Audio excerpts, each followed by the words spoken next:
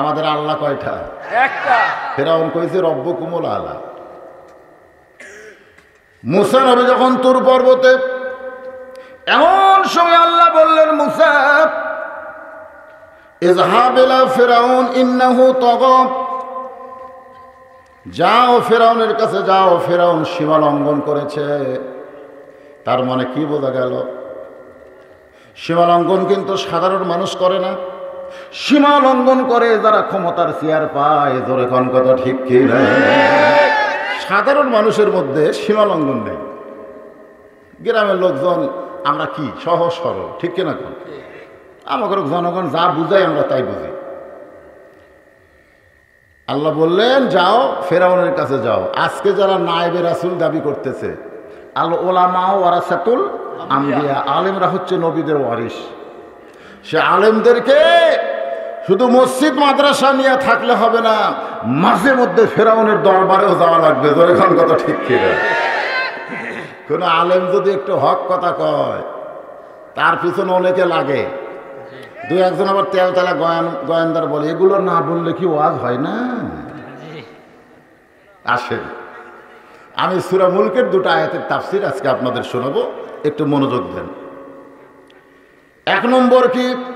তাবারাকাল্লাযী বিয়াদিহিল মুলকু ওয়া হুয়া আলা কুল্লি শাইইন কাদির। এই আয়াতের কিন্তু বাংলা অর্থ আমি আপনাদের শোনাই দিছি। এবার 2 নম্বর আয়াত, আল্লাযী খালাকাল মাউতা ওয়াল হায়াতা লিয়াবলুয়াকুম আইয়ুকুম আহসানু আমালান ওয়া হুয়াল আজিজুল গফুর। যিনি আমাদের সমস্ত ক্ষমতার মালিক, তিনি কিন্তু মৃত্যু আর হায়াত সৃষ্টি করেছেন। আমাদের হায়াতের মালিক কে? আল্লাহ। মৃত্যুর মালিক কে? আল্লাহ। আমি যতই চেষ্টা করি না কেন, আমি বাঁচতে পারবো না। যদি আল্লাহ আমাকে মারে, দুনিয়ার সমস্ত মানুষ যতই চেষ্টা করুক আমাকে মারতে চায়, কিন্তু মারতে পারবে না যদি আল্লাহ আমাকে বাঁচায়া দেয়। এই বিশ্বাস কি আপনাদের আছে? তাহলে এখন বলেন তো, করোনা মানুষকে মারে না আল্লাহ মারে? এই বিশ্বাস বাংলাদেশের নাই। যদি থাকে তাহলে হাট বাজারে লোক হয়, সিনেমা হলে লোক হয়, আর মসজিদে লোক যাবার দেয় না। এই যে গত রমজান মাসে আমার মাদ্রাসার মসজিদ হলো রাস্তার উপর, মাদ্রাসার গেট বন্ধ করে দেওয়া লাগছে, মানুষজন তারাবির নামাজ পড়বে, কিন্তু কোনো মসজিদে ঢুকতে দেয় না। তা আমার মাদ্রাসা এসে ওরা চোরের মতন ব্যাক সাইড দিয়ে মসজিদে ঢোকে, আর 2টা লোক দরজাত খাড়া করে থই। পুলিশের গাড়ি দেখলেই খালি একটা সাউন্ড দিবে, ওরা নিয়ত বান্ধা থাকে আর যা বান্ধা থাকে মারবে দৌড়। একদিন এরকম তারাবির নামাজ কেবল 9 রাকাত হয়েছে, 10 রাকাত শুরু করতেছে, ইতিমধ্যে একটা পুলিশের গাড়ির মতো একটা গাড়ি হুইসিল মারছে। যেই মারছে মুসল্লি নিয়ত বাধ্য মারছে দৌড়। আমি বললাম বাবা কিসের জন্য? কয় হুজুর পড়বার দিচ্ছে না তো। আমি বললাম কেন? বলে মসজিদের মধ্যে নাকি করোনা ঢোকে। মসজিদ হলো সবচাইতে নিরাপদ, জোরে কোন সুবহানাল্লাহ। দুনিয়ার সবচাইতে খারাপ জায়গা হলো হাট বাজার, আর সবচাইতে ভালো জায়গা হলো আল্লাহর ঘর মসজিদ, ঠিক কিনা বলেন?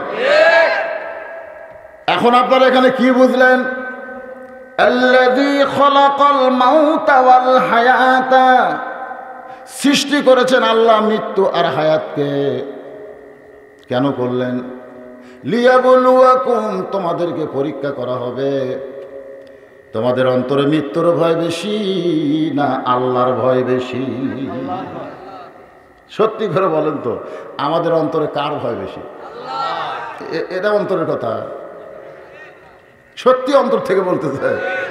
খালি মাঝখানে এখন একটা সাপ যদি ফোঁস করে সব লোক খাড়া হবে। আমি যদি বলি আল্লাহর ভয়ে বসেন, ওরা বলবে সাপের ভয়ে বসা যাচ্ছে না, ঠিক কিনা বলেন? এখনো পরীক্ষা হতে হবে। আল্লাহ বলেছেন লিয়াবলুয়াকুম, তোমাদেরকে পরীক্ষা করা হবে। মাঝে মধ্যে করোনা দিবে, মাঝে মধ্যে আরো কিছু রোগ টোক দিবে, দিয়ে পরীক্ষা করবে। আল্লাহ করবে না? পরীক্ষার সাবজেক্টটা কি? আইয়ুকুম আহসানু আমালান, তোমাদের পরীক্ষার সাবজেক্টটা হলো সুন্দর আমল। আল্লাহ কোরআনে বলেছেন ওয়ামিলুস সালিহাত, মানে নেক আমল, সব পরিবেশে নেক আমল করা যাবে। আবু জেহেলের মতন সরকার যদি ক্ষমতায় থাকে তখনও নেক আমল করা যাবে, কিন্তু সুন্দর আমল করা যাবে না। নেক আমল সুন্দর আমলের মধ্যে আকাশ পাতাল তফাৎ রয়েছে। আপনারা বুঝা করছেন না, না বুঝাই ঠিক বুঝা বলতেছেন। আপনি বলেন তো নেক আমল আর সুন্দর আমল কি? কম তো দেখি। আজকে আমাদের বাংলাদেশে নামাজ আছে কিন্তু সুন্দর হয় না। বাবা নামাজ পড়ে, দাদা নামাজ পড়ে, কিন্তু নাতি নামাজ পড়ে না।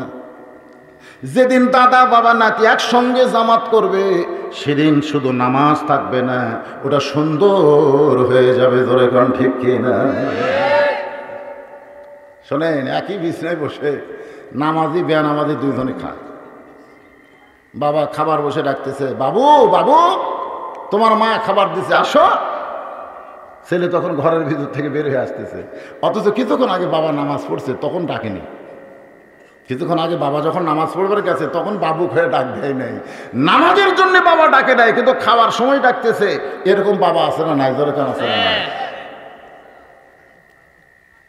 ফেরেশতা বলে, বাবু তোমার রাসূল বলেছেন 7 বছর থেকে নামাজের তালিম দেওয়া লাগবে, 10 বছর থেকে জোর করে সন্তানকে নামাজ ধরাতে হবে। কিন্তু ছেলের বয়স 22 বছর, নামাজের সময় বাবা সন্তানকে ডাকলো না, কিন্তু খাওয়ার সময় ডাকলো। আল্লাহ বলতেছে বাবা নেক আমল করতেছে কিন্তু আমলটা সুন্দর হলো না। আমল সুন্দর তখনই হবে যখন ছেলেকে সঙ্গে করে বাবা মসজিদে যাবে। এই সুন্দর জিনিসটা আজকের সাবজেক্ট।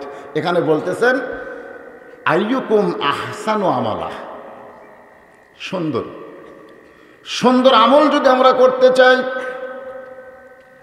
আপনি মসজিদে নামাজ পড়লেন, এশার নামাজ পড়ে বাড়িতে গেলেন, বাড়িতে যাওয়ার পরে দেখতেছেন স্টার জলসা জি বাংলা দেখার কারণে আপনার বাড়ির ভিতর থেকে হিন্দু করে পূজার সাউন্ড শোনা যায়, যায় না?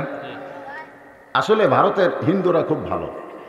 এরা যখন কোনো নাটক সিনেমা করে তখন দেখবেন ওদের নাটকের মধ্যে, সিনেমার মধ্যে ধর্মকে প্রাধান্য দেয়। প্রত্যেকটা নাটকে 2-3টা পূজা থাকে।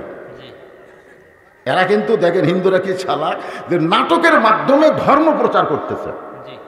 আর আমাদের বাংলাদেশের নাস্তিকেরা যখন নাটক সিনেমা বানায়, এই যে ডিসেম্বর মাস পড়ছে ভাই, যতগুলো রাজাকার সবার মাথার টুপি আর দাড়ি, ধরে এখন কথা ঠিক কিনা?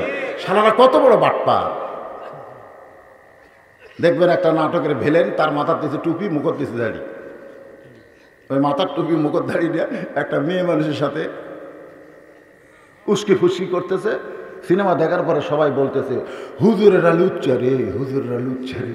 মানে ওই সিনেমার মধ্যে যারা প্যান্ট শার্ট দাড়ি কামান তারা সব নায়ক, আর ভিলেন হচ্ছে যারা হাব্বা জুব্বা দাড়ি টুপি। কত বড় শয়তান আমাদের বাংলাদেশের নাট্যকারেরা, ধরে কোন কথা ঠিক কিনা? 100 জন নাট্যকার যারা সিনেমা বানায় এরা হলো নাস্তিক। এরা ধর্মকে কটাক্ষ করে নাটক সিনেমার ভিতরে, আর হিন্দুরা নাটক সিনেমার মধ্যে ধর্ম প্রচার করে। আপনারা কি বুঝতেছেন? তাহলে পরিবেশটা কেমন? আপনি মসজিদ থেকে বাড়িতে এসে দেখতেছেন পূজার বাদ্য শোনা যায়, পরিবেশ খুব ভালো ভালো। তো কি করবেন আপনি? আপনি আপনার বউকে যদি বলেন স্টার জলসা জি বাংলা দেখা চলবে না, বউ বলবে দরকার হলে তোমার ভাত খাবো না। তাহলে এইটা সুদূর প্রসারী একটা কাম, খুব খেয়াল করবেন। এই স্টার জলসা জি বাংলা আমার বাংলাদেশের চ্যানেল নয়, এটা হলো ভারতের চ্যানেল। জোরে বলেন কার চ্যানেল? তাহলে বাংলাদেশের সমস্ত চ্যানেলগুলো মার খাবে, আর ভারতের চ্যানেলগুলো আমাদের বাংলাদেশে নারীদের কারণে চলবে। এই পরিবেশ থেকে যদি বাঁচতে চাই তাহলে আমাদের করণীয় কি আজকে সূরা মুলকের মাধ্যমে আমাদের জানার দরকার আছে না নাই? আল্লাহ বলেছেন লিয়াবলুয়াকুম, তোমাদেরকে পরীক্ষা করা হবে, আইয়ুকুম আহসানু আমালা, সুন্দর আমলের পরীক্ষা। এখন আমার সঙ্গে ধারাপাতের মতন আপনাদের একটু বলা লাগবে।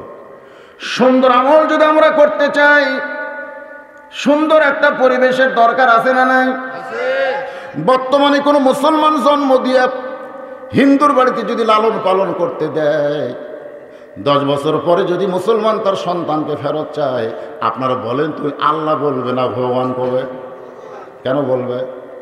কারণ মুসলমান জন্ম দিয়েছে, লালন পালন হচ্ছে হিন্দুর বাড়িতে, হিন্দুর পরিবেশে লালন পালন হয়েছে, এই জন্য মুসলমানের জন্ম দেওয়া সন্তান ভগবান ভগবান বলতেছে। আবার যদি কোনো হিন্দু জন্ম দেয়, মুসলমানের বাড়িতে লালন পালন করতে দেয়, 10 বছর পরে যদি হিন্দু তার সন্তানকে ফেরত চায়, আপনারা বলেন তো ভগবান কবে না আল্লাহ কবে?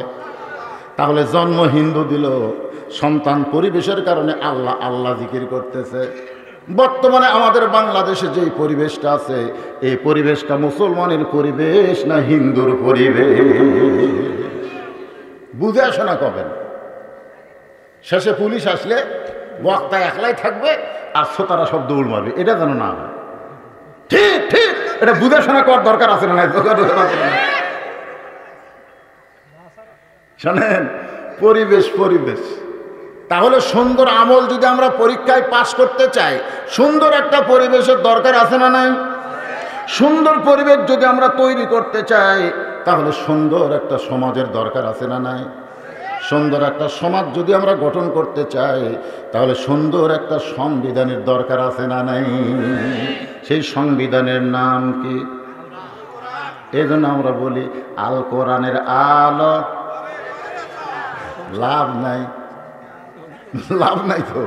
কারণ নবী যখন কোরআন পড়তো, আমি সেদিন দত্তবাড়ি বলেছি, চুপি চুপি আবু জেহেলেরা শুনতো আর বলতো কি সুন্দর কোরআনের বাণী, মনে হয় সারা রাত শুনি। দেখছেন, আবু জেহেলও কোরআনের বাণীকে সুন্দর বলেছে ঘরের ভিতরে। ধরে কোন কোথায়? আবু সুফিয়ান বলল যদি কোরআনের বাণী বাহিরে আসে তাহলে কি হবে? আবু জেহেল বলতেছে আমাদের ভুয়া নেতৃত্ব আর চলবে না। কোরআনের বাণী যদি বাহিরে আসে তখন আর ভুয়া নেতৃত্ব চলবে না। তা আপনারা কি চান যে ঘরের মধ্যেই থাক? এই জন্য আমরা বলবো, সংসদের কথা বলবো না, কারণ সংসদে কোরআনের আইনের কথা বললে এক দলের কলজাতে আগুন ধরে। ধরে কোন কথা ঠিক কিনা? তা আমরা বলবো আল কোরআনের আলো সব জায়গায়, সব জায়গায়, মানে কোনো জায়গা যেন বাদ না থাকে। বাদ হওয়া যাবে? কারণ বাইজিদ বোস্তামি এসে দেখে যে তার মুরিদেরা দরবারের মধ্যে, আল্লাহর ওলির দরবারের মধ্যে জিকির করতেছে নাউজুবিল্লাহ নাউজুবিল্লাহ নাউজুবিল্লাহ। বাইজিদ বোস্তামি চম করছে, কেরে সুবহানাল্লাহ আলহামদুলিল্লাহ আল্লাহু আকবার, জিকির বাদ দেয় নাউজুবিল্লাহ কেন? এক মুরিদ বলতেছে হুজুর নাউজুবিল্লাহ জিকির আপনারও করা লাগবে। বাইজিদ বোস্তামি বললেন কেন? বলে বাগদাদ শহরের মেন জায়গায় একটা সুন্দরী মেয়ে যুবতী একটা ঘর ভাড়া নিয়ে দেহ ব্যবসা করতেছে, আর সেই ব্যবসার তালত পড়ে আমার হাজার হাজার যুবকেরা চরিত্র নষ্ট করতেছে। এই জন্য আমরা নাউজুবিল্লাহর জিকির করতেছি। একজন রাস্তায় দাঁড়িয়ে পেশাব করতেছে, আপনি 100 হাত ধরে গিয়ে বললেন নাউজুবিল্লাহ নাউজুবিল্লাহ। দিন দিন দাঁড়ানো বাড়বে না কমবে? কারণ জায়গা মতো মারা লাগবে তো। যেখানে পেশাব করতেছে ওই 100 হাত দূরে না গিয়ে আর 1 হাত পিছনে বলেন নাউজুবিল্লাহ, ওই এত জোরে সেন্ট টানবি সামনে আটকে যাবি। ধরে কেমন কথা ঠিক? বাইজির বোস্তামি বললেন যে যেখানে জিকির করার কথা সেখানে বাদ দিয়ে আমার দরবারে জিকির করতে চায়। মুরিদরা বলে হুজুর তাহলে কি করব? বাইজিদ বোস্তামি বললেন ওই খারাপ মেয়েটার কাছে যাইতে হবে। সমস্ত মুরিদ বলে হুজুর ভালো মানুষ কোনোদিন খারাপ জায়গায় যায় না, ভালো মানুষ কোনোদিন খারাপ জায়গায়। শ্রোতে আমরা শুনেছি ছেলেদেরকে বলে খবরদার ওই খারাপ ছেলের সাথে মিশবি না, খারাপ ছেলের সাথে মিশবি না। এই কথা বলা যাবে না, বরং বাবাকে বলতে হবে তুই যেমন ভালো ওই খারাপ ছেলেটাকেও তেমন ভালো করতে হবে। তুই যেমন নামাজি ওই খারাপটাকে তেমন নামাজি করতে হবে। এইরকম কথা বলা হলো সুন্দর আমল। ধরে কর সুবহানাল্লাহ। আর যদি বলে খবরদার খবরদার, ওই যে মা কইছে বাহিরে যাস না, বাহিরে জঙ্গলে বাঘসিংহ থাকে, খবরদার যাস না বাবা, বাইরে গেলে তো বাঘসিংহ ধরবে। ছেলে মায়ের কথা বিশ্বাস করে ঘরের মধ্যে থাকে, বাইরে যায় না। কিন্তু বাহিরের জঙ্গল তার বসে নাই, ওই বাড়তে বাড়তে একেবারে ঘরের দরজা পর্যন্ত জঙ্গল চলে আসছে। তো জঙ্গল যদি ঘরের দরজা পর্যন্ত আসে বাঘ কোথায় থাকবে? বাঘও এসে দরজা হুমকি মারতেছে, ও করতেছে বাঘ। তখন ছেলে ঘরের মধ্যে কাঁপতেছে। ছেলে বলে মা বাইরে যাইতে নিষেধ করছো, এখন বাঘই তো দরজা, এখন খবর কি? তখন মা কান্দের বলে, তোকে নিষেধ করা আমার ভুল হয়ে গেছে, বরং তোকে বলা লাগতো বাইরে যা, খালি হাতে যাস না, দাও কুড়াল নিয়ে আসা, জঙ্গল কাটা ফাপ কর। ধরে এখন কথা ঠিক কিনা? আমার বলা দরকার ছিল বাইরে যা, খালি হাতে যাস না। আজকে আমরা ছেলেদেরকে বাইরে পাঠাই না, বাইরে গেলে র্যাব ধরবে, পুলিশ ধরবে, খবরদার। এই কথা মুসলমান বললে নেক আমল হতে পারে, কিন্তু সুন্দর আমল হবে না। বরং প্রত্যেকটা ছেলেদেরকে, মরদ মানুষকে বাইরে বের হওয়া লাগবে। ধরে এখন কথা ঠিক কিনা? আল্লাহ কোরআনে বলেছেন, ফাইজা কুদিয়াতিস সালাত ফান্তাশিরু ফিল আরদ। নামাজ পড়ে মসজিদে থাকা যাবে না, জমিনে ছড়ায় পড়া লাগবে। আর কতগুলো হিজড়া হয়ে ঘরের মধ্যে খালি ঘুরঘুর ঘুরঘুর করতে যায়, বাইরে যাবেন না। আল্লাহর বান্দার একটু মনোযোগ দিয়ে শুনবেন। সুন্দর আমলের পরীক্ষা হবে, সেই পরীক্ষাটা কেমন বোঝানোর জন্য বলতেছি। বাইজিদ বোস্তামি বললেন, আমি যাব। সমস্ত মুরিদ বলে, আল্লাহর ওলি হয়ে এমন কথা কেমনে বলেন? একটা খারাপ মেয়ের কাছে আপনি কেমনে যাবেন? বাইজিদ বোস্তামি বললেন, আমি একা যাব না, আমি দুইটা জিনিস সঙ্গে নেব। একটা হলো জায়নামাজ, আর একটা হলো আল্লাহর কোরআন। তাহলে কোরআন নিয়ে পতিতার ঘরে যাবে। আর আমরা কোরআন খালি সংসদে জ্বালালে হবে না, আমরা সব জায়গায় মিছিলটা সুন্দরভাবে করবেন। এটাই হলো সুন্দর আমল। কি কোন রাজি আছেন? গলায় খাঁকারি দেন। আমি যে বলবো আল কোরআনের আলো, আপনার কি বলবেন? কোনো জায়গা বাদ থাকবে না, ঠিক আছে? আল কোরআনের আলো। এতগুলো মরদ মানুষ, খালি এটা যদি মেয়ে মানুষকে বলার হুকুম দেওয়া হতো, এরা এত জোরে বলতো, ওই সলঙ্গা থেকে শোনা যাইত। কারণ মেয়ে মানুষের কণ্ঠের যা পাওয়ার ভাই, দুই মেয়ে মানুষ ঝগড়া করে পূর্ব পাড়ায় পশ্চিম পাড়া থেকে শোনা যায়। আর এতগুলো মরদ কোরআনের পক্ষে একটা স্লোগান দিলেন, এর চাইতে জোরে হবে না? আল কোরআনের আলো, কোরআন হাদিস যেখানে, দুনিয়ার মুসলমান। সুবহানাল্লাহ।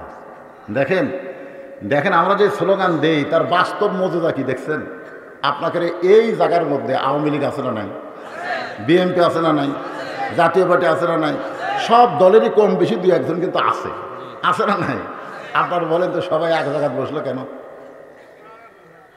দেখছেন, যখন কোরআনের মাহফিল হবে সেই জায়গায় সব দল ভাঙ্গে যদি এক সামিনার তলে বসে, যেদিন কোরআনের সমাজ চালু হবে বাংলাদেশে, সেদিন কোনো দল থাকবে না, সমস্ত মুসলমান এক দল হয়ে যাবে। তাহলে সমস্ত মুসলমানকে এক দল করতে গেলে কি লাগবে? আরো জোরে বলেন। তাহলে সুন্দর আমলের পরীক্ষা যদি আমরা পেতে চাই, পাশ করতে চাই, আল্লাহর কোরআনের বিকল্প কোনো রাস্তা? সেই কোরআন থেকে সূরা মুলুক আমি আপনাদের সামনে তেলাওয়াত করেছি। এখন 2 নম্বর আয়াত চলতেছে। 2 নম্বর আয়াতটা হলো, আল্লাযী খালাকাল মাউতা ওয়াল হায়াতা লিয়াবলুয়াকুম আইয়ুকুম আহসানু আমালান ওয়া হুয়াল আজিজুল গফুর। এই সুন্দর আমলটা কি? এই সুন্দর আমল কেমনে সম্ভব? এটা নিজের চোখে দেখার জন্য আমরা বাংলার মুসলমান আজও দেখতে পারলাম না, তবে দেখার জন্য আমরা সঙ্গীত গাই। সেদিন ষোড়শী নির্জন পথে যাবে, কোনো জন কটু কথা কবে না। কবে না? আজকে সরকার কি করতেছে? যারা ধর্ষণ করবে তাদেরকে মৃত্যুদণ্ড দেবে। হ্যাঁ, ধর্ষণ যারা করবে ধরা পড়লে মৃত্যুদণ্ড। অনেক মেয়েরা কিন্তু অন্যায়ের আশ্রয় নিয়ে অনেক ভালো মানুষকে ধর্ষণের আহ্বান দিতে পারে। ধরে খান পারে কে পারে না? জুলাইখার মতন মেয়ে যদি ইউসুফ নবীর বিরুদ্ধে আহ্বান দেয়, তাহলে আমাদের বাংলাদেশে এরকম হাজারো নষ্ট মেয়ে আছে না নাই? এই আইন যেদিন ঘোষণা করছে সেদিন আমার মতন হুজুরের চিন্তা হয়, না জানি আমাদের বড় হুজুরকে যদি ধর্ষণের আহ্বান দেয়, আমরা তো পুচকে হুজুর। জোরে কর কথা ঠিক কি না? শোনেন, সরকার আইন দা ধর্ষকের মৃত্যুদণ্ড, কিন্তু সুন্দর আমল হলো ধর্ষকের মৃত্যুদণ্ড নয়। ধর্ষণ কেমনে বন্ধ হবে? সে আইন আল্লাহর কোরআন চালু করতে হবে। কোন আমলের পরীক্ষা? নিজের চোখে দেখবেন না? সেদিন ষোড়শী নির্জন পথে যাবে, কোনো জন কটু কথা কবে না, পথে আর প্রান্তরে সম্পদের মোহে পড়ে খুন আর রাহাজানি হবে না। সবাই বলেন, যদি মেনে চলি কোরআন আর রাসূলের বিধান, সকলেই শান্তিতে থাকবে, বাংলার আকাশে কলেমার পতাকা যেদিন দুলবে। লাল সবুজ একটা পতাকার জন্যে আমরা যুদ্ধ করেছি, ঠিক কিনা বলে? এই কলেমার পতাকার জন্যে যে কাজটা করা হবে সেই কাজই হলো সবচাইতে সুন্দর আমল। আল্লাহ রাসূল বলেছেন, মান সাআলাল্লাহু তাআলা আশ-শাহাদাতা বিসিদকিন বাল্লাগাহুল্লাহু মানাজিলাশ শুহাদাই ওয়া মাতা আলা ফিরাশিহি, রাওয়াহুল বুখারী কিতাবুল মাগাজি। আল্লাহর দুনিয়ায় আল্লাহর দিনকে গালেব করার জন্যে, এই কলেমার পতাকে উড়ানোর জন্যে যারা ইসলামী আন্দোলন করবে তাদের নিয়ত থাকবে আল্লাহ রাস্তায় দরকার হলে জীবন দিব, কিন্তু কোরআন থেকে পিছপা হব না। রাসূল বলেছেন, ওয়াইমাতা আলা ফিরাশিহি, সেই ব্যক্তি যদি শহীদ না হয়ে নিজের বিছনায়ও মৃত্যুবরণ করে, বাল্লাগাহুল্লাহু মানাজিলাশ শুহাদা, হাসরের ময়দানে আমার আল্লাহ তাআলা তাদেরকে শহীদদের কাতারে দাঁড় করায়া দিবে। এখন বলেন, এই সুন্দর আমল করার চেষ্টা করার দরকার আছে না নাই? আমরা তো দেখতে পাচ্ছি না আল্লাহর কোরআন কেমন আর সুন্দর আমলটা কি, এইটা দেখার জন্য অর্ধ পৃথিবীর খলিফা হযরত ওমর ছদ্মবেশে ঘুরতেছে, দেখার জন্য, খালি শোনার জন্য না। শুনে লাভ কি? এই যে আপনারা ওয়াজ শুনলেন, ফজরে যদি মুসল্লি কমা যায়, গতকাল হুজুর 14 জন হুজুর, আজকে আপনার ওয়াজ শোনার ঠেলায় 3 জন কমে গেছে, তাহলে লাভটা কি? এই শোনা উল্লাহ শোনা যায়, বকা উল্লাহ বকা যায়। আজকে সূরা মুলকের 2টা আয়াত কি একটু দেখার দরকার আছে না নাই? দরকার দেখেন, একটু দেখেন তো। আমি যখন প্রথম সাতক্ষীরা যাই, তখন জনগণ খালি মোবাইলে আমার ওয়াজ শুনছে। তখন এত মিডিয়া ছিল না, মোবাইল ওয়াজ চলে গেছে। একটা ওয়াজ আমার গেছিল সাতক্ষীরায়, তোমার হুঁশ নাই। তো এই ওয়াজটা ওরা আবার মাইকিং করছে যে হুঁশ নাই বক্তা বগুড়া থেকে আসতেছে, মানে আমার নাম কি সেটাও করেনি। আমি ওখানে যাই দেখি 3-4 লক্ষ লোক, মানে হুঁশ নাই দেখার জন্য, ওয়াজ শোনার জন্য না, দেখার জন্য। শুনিছে তো, সারা জীবন শুনিছে, এবার দেখতে পাচ্ছে সাতক্ষীরায়। তা আমি ঘরের মধ্যে যাই, লোকজন বলতে থানা থেকে 2 থানা থেকে পুলিশ আনা লাগছে, মেয়েরা তো আরো বেশি কেন হুঁশ নাই দেখবে। তাই বললাম, ভাই আমি তো দেখতে খুব একটা ভালো না, টেজত গেলে কি হবে না, ফসা হলে ঢপ ভালো হলে তাহলে হতো। দেখার জন্য আছে, এরা তো শোনার জন্য না, শুনিছে বলে আগেই, এখন খালি দেখবি। তা আমরা সারা জীবন হলে কোরআন শুনতেছি, কোরআনের ওয়াজ শুনতেছি, আজকে একটু দেখার দরকার আছে না নাই? দরকার আছে না? দেখেন তো, কালো লাগে না ভালো লাগে, একটু দেখেন। হযরত ওমর সুন্দর আমল, যে আমলের পরীক্ষা আল্লাহ করবে সে আমলটা দেখতে কেমন, এটা দেখার জন্য ছদ্মবেশে মদিনার অলি গলি ঘুরতেছে। হঠাৎ হযরত ওমর দেখতে পায় 2 পাহাড়ের মাঝখানে বিস্তীর্ণ মরুভূমি। ওই মরুভূমির ভিতরে একজন রাখাল উট আর দুম্বা চড়াই। হযরত ওমর সুন্দর আমল দেখার জন্য রাখালকে সালাম দিলেন, আসসালামু আলাইকুম রাখাল ভাই, আমার পেটে ক্ষুধা লাগছে, আমি উটের 1 পেয়ালা দুধ চাই। রাখাল মুসকি মুসকি হাসে। ওমর ফারুক বলে, রাখাল হাসো কেন? রাখাল বলতেছে, তোমার নাম কি, তোমার পরিচয় কি, এটা যতক্ষণ না বলবে আমি তোমাকে উটের দুধ দিবার পারবো না। ওমর ফারুক চিন্তায় পড়ে গেলেন, আমি অর্ধ পৃথিবীর খলিফা, এই নামটা যদি প্রকাশ হয়ে যায় তাহলে তো আমার ছদ্মবেশ আর থাকলো না, এখন কি করব?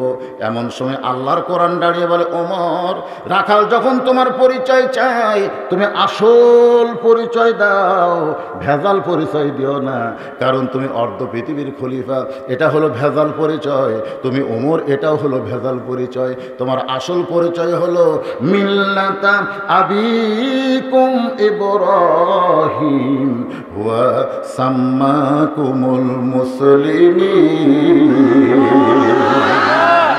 যতদিন পর্যন্ত আমি বদরুল রশিদ প্রধান বক্তা, উনি এমপি সাহেব ডাক্তার আব্দুল আজিজ, উনি মন্ত্রী সাহেব, উনি অমুক সাহেব, যতদিন পর্যন্ত এইগুলো পরিচয় আমরা বয়ে বেড়াবো ততদিন আমাদের আমল সুন্দর হবে না। এক একজনের ভাব এক এক রকম হবে। জোরে কোন কথা ঠিক কিনা? মাঝে মধ্যে বলবে আমাকে চিনিস, আমি কে? আর যেদিন আসল পরিচয় চোখের সামনে আসবে, আমার আসল পরিচয় হলো আমার জাতির পিতা হযরত ইব্রাহিম, আমার নাম রেখেছে মুসলমান। আমাদের নাম কি? আয়াতটা বুঝলেন না?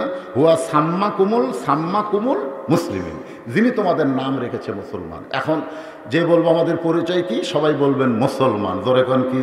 মুসলমান। আল্লাহ কি বললেন? লা তামুতুন্না, মৃত্যুবরণ করো না, ইল্লা ওয়া আনতুম মুসলিমুন। শুধু মুসলমান পরিচয় দিলে হবে না, মুসলমান হয়ে মরাটা হলো সব চাইতে সুন্দর আমল। দিচ্ছি দু একজন মুসলমান, সব জায়গা দিচ্ছি না, জায়গা বুঝে দিচ্ছি। মসজিদে যখন যাই তখন পরিচয় দেই।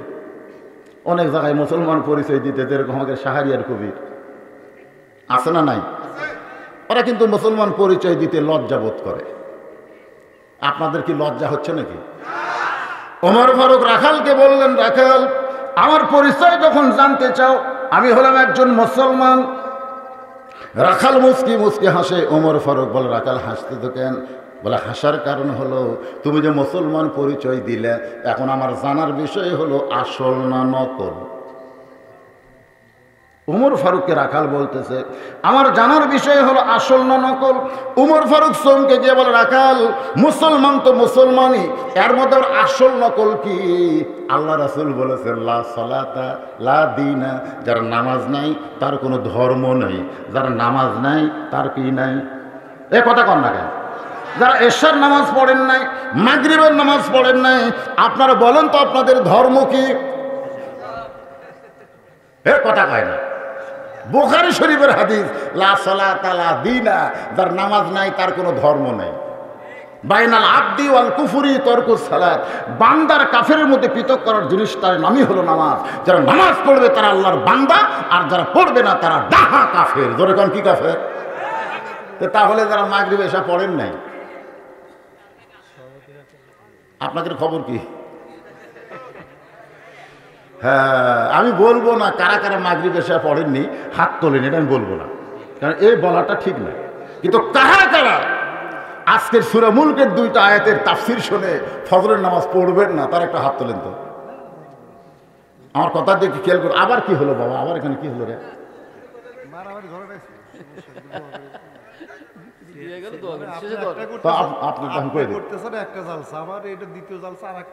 আপনার নামটা কোন? আপনার নামটা? চেয়ারম্যান পদপ্রার্থী আমার ভাই রুহুল আমিন। বুঝতেছেন তো? ও ডিস্টার্ব দিল না, কিন্তু 1000 টাকা দিয়ে গেল। ভাইয়ের মার্কা কি হবে আল্লাহ ভালো জানে। কোন দল? ও ধানের শেষ। যাই হোক, এসেছিলেন। যাই হোক, উনি কিছু বলবার চাইছিলেন, কিন্তু ভাই দেখলেন যেটা, উনিও দেখলেন অবস্থা ভালো না, এই জন্য উনি ঠিক আছে। সচেতন মানুষ, আল্লাহ কবুল করুক। জোরে কোন আমিন। বড়বীর আব্দুল কাদের জিলানীর কাছে এক ছেলে এসে বলে, হুজুর দোয়া করবে, আল্লাহ যেন একটা পুত্র দেয়। হুজুর সেই রকম দোয়া করছে। 1 বছর পরে এসে বলতে, হুজুর কি দোয়া করলেন? যা আসলাম তাই। ভালো করে দোয়া করেন। হুজুর সূরা ইখলাস পড়ে 3 বার দোয়া করছে। যাও। পরের বছর এসে বলতেছে, আপনি ওলি না খুলি?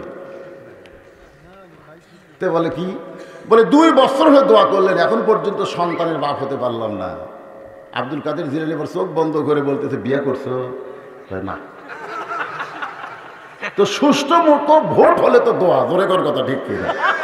যদি বিয়েই না করে তার দোয়া কি? আমাদের কাছে অনেকে দোয়া চাই। বলে, ভাই কিভাবে উঠবি তুই? তোর তো আমি দোয়া করবো, ভোট পাই উঠবি। হয় হুজুর, ভোট হবার দিবি। আর কথা পায় টাকা 1000 দিল কোরআনের মাহফিলের জন্য, এর জন্য দোয়া করে আল্লাহ তাকে জান্নাতি কবুল করুন। এতে তার কোনো সমস্যা নাই। এই যুবকেরা গান বাজনা না করে কোরআনের মাহফিল করতেছে, এই যে একটা 1000 টাকা দিল, চেয়ারম্যান হোক বা না হোক, এর একটা দাদা পাই দেবে। অবশ্যই পাবে কি পাবে না? পাবে। তবে আমাকে দোয়া কবুল হচ্ছে না, ওরা বিয়ে করেনি। কি কষ্ট পাচ্ছে? রাখাল বলতে যে পথিক, তুমি যে মুসলমান দাবি করলে, তুমি আসল না নকল? উমর ফারুক চমকে বলে, রাখাল রে, মুসলমান তো মুসলমান, এর মধ্যে ওর আসল নকল কি?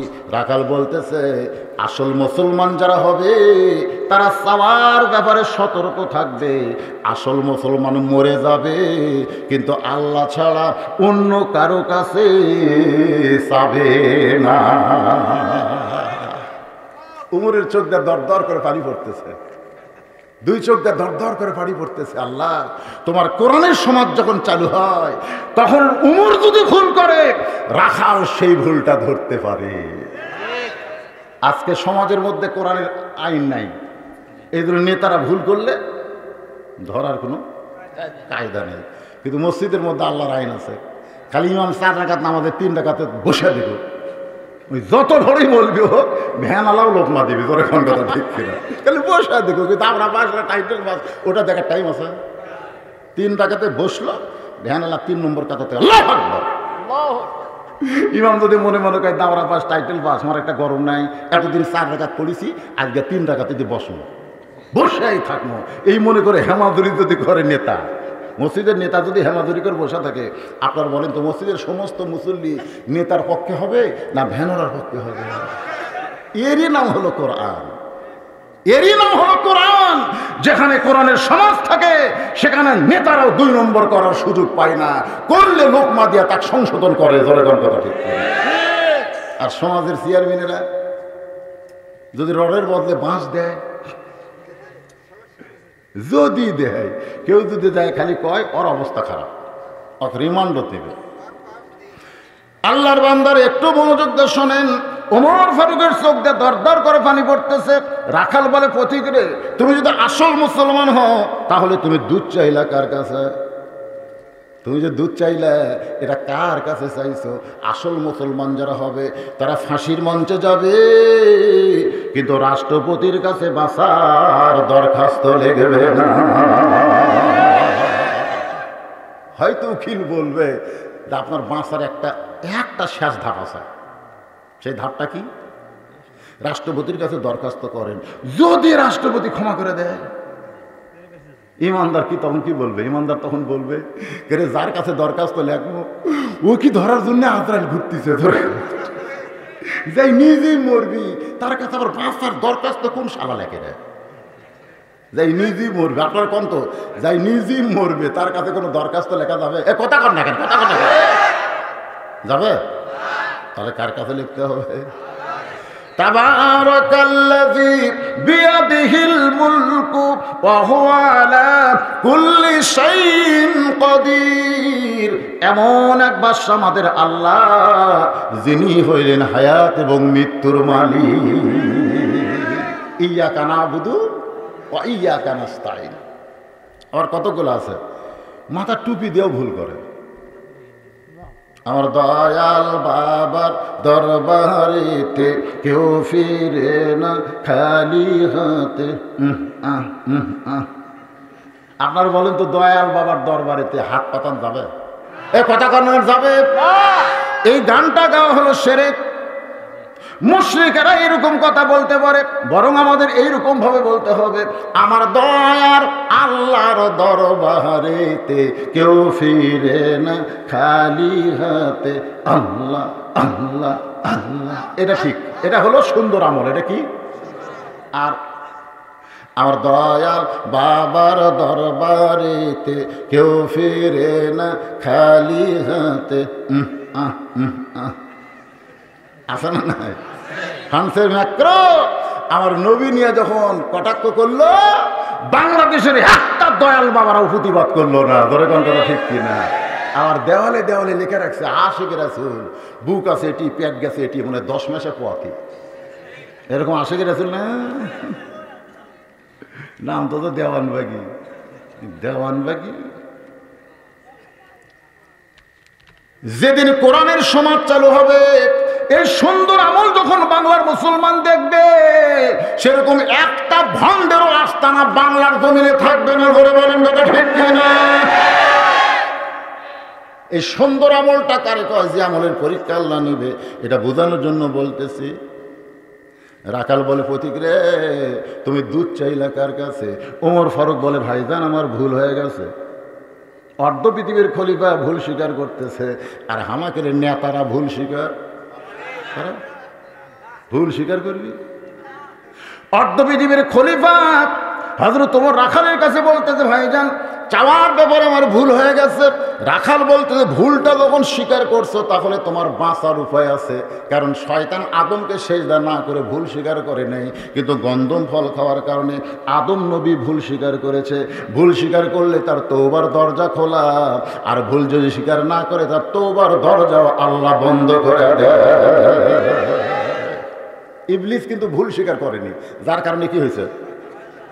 আর আদম নবী কি বলছে? 350 বছর ভুল স্বীকার। আমার সঙ্গে সকলে পড়েন রব্বানা যালামনা আনফুসানা ওয়া ইল্লাম তাগফির লানা ওয়া তারহামনা লানাকুনান্না মিনাল খাসিরিন।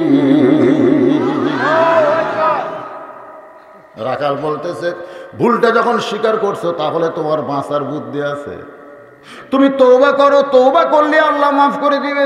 ওমর ফারুক বলে রাখাল ভাই তাহলে আমি তওবা করতেছি। রাখাল বলে তুমি কেমনে তওবা করবে? তুমি হলো মূর্খ মানুষ, যে চাওয়ার ব্যাপারে সতর্ক থাকে না সে হলো সবচাইতে বড় মূর্খ। তুমি তওবা কেমনে করবা? বরং আমি তওবা করাই, তুমি আমার সঙ্গে তওবা পড়ো।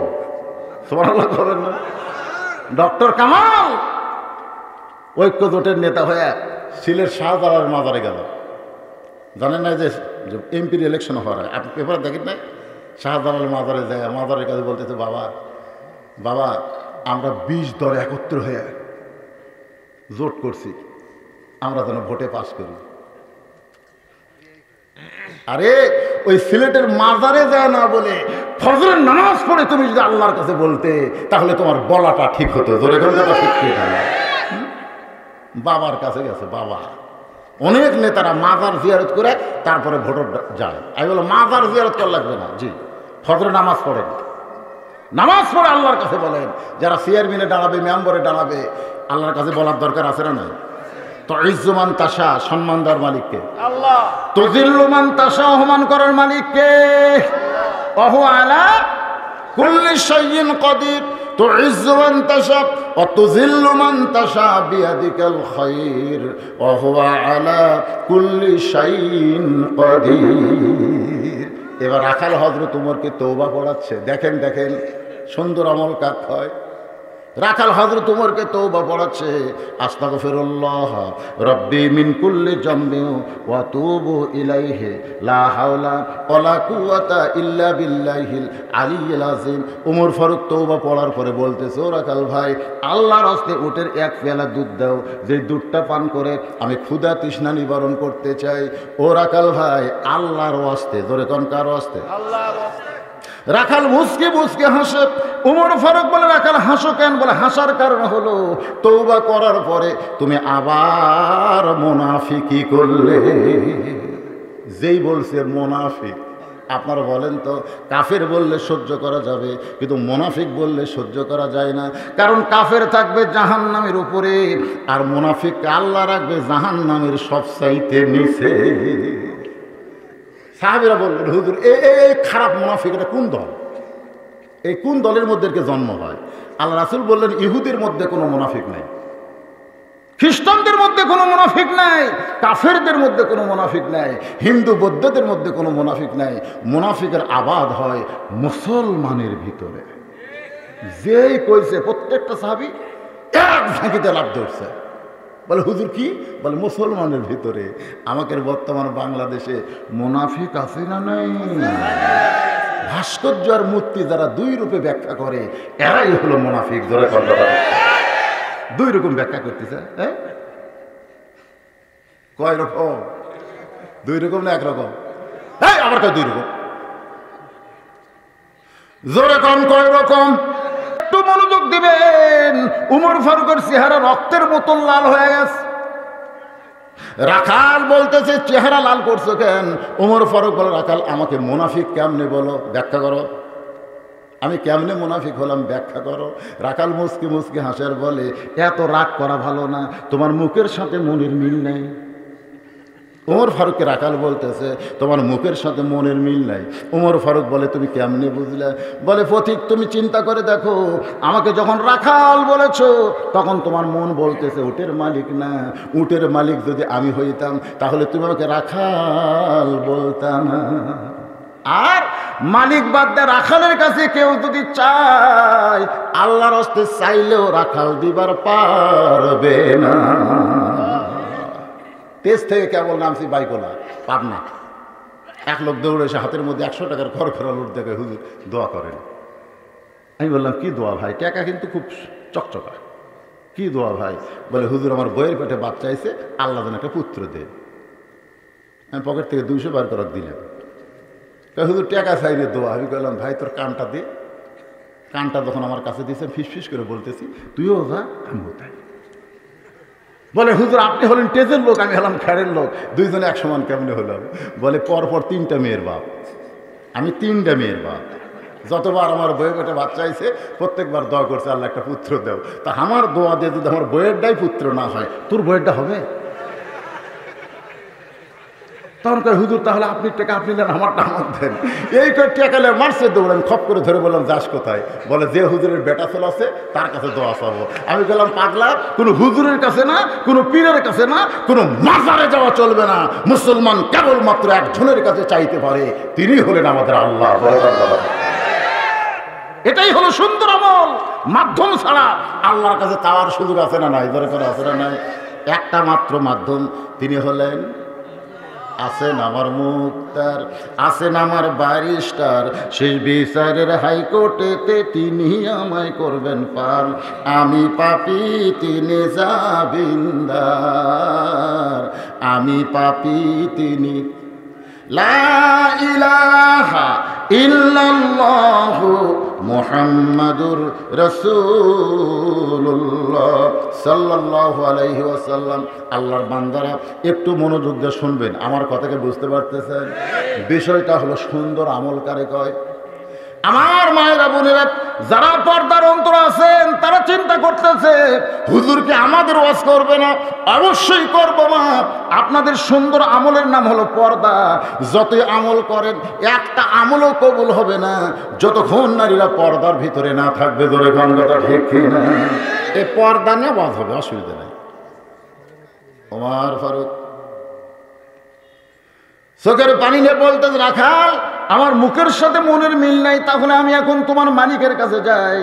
রাখাল বলতেছে, এখান থেকে 10 কিলো দূরে আমার মালিকের বাড়ি। সেই মালিকের বাড়ির দরজা গিয়ে বলো, ও মালিক, তোমার রাখাল উঁট আর দুম্বা চড়াই, তুমি যদি হুকুম দাও তাহলে রাখাল আল্লাহর হস্তে উটের 1 পেয়ালা দুধ দিবে। ওমর ফারুক বলে, রাখাল কি বললে? এখান থেকে 10 কিলো? এত দূর মালিকের বাড়ি যাওয়ার আমার দরকার নাই, বরং তোমাকে 2টা টাকা দিলাম, এই 2টা টাকার বিনিময়ে তুমি উটের 1 পেয়ালা দুধ দাও। রাখাল মুস্কি মুস্কি হাসের বলে, পথিক তুমি কি হযরত উমরকে চেনো? সুবহানাল্লাহ। রাখাল বলে, পথিক তুমি কি হযরত উমরকে চেনো?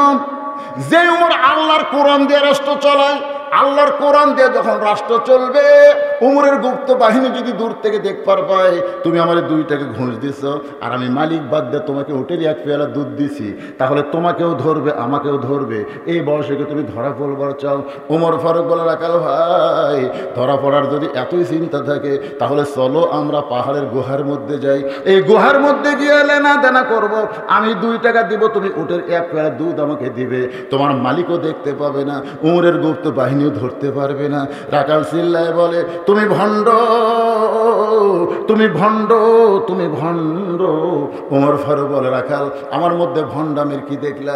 রাখাল বলে, পথিক রে, পাহাড়ের গুহার মধ্যে দেওয়া নেওয়া করলে আমার মালিক দেখতে পাবে না, উমরের গুপ্ত বাহিনী ধরতে পারবে না, কিন্তু রাখালের আল্লাহ দেখতে পাবে। খালি একটা বিশ্বাস যদি থাকতো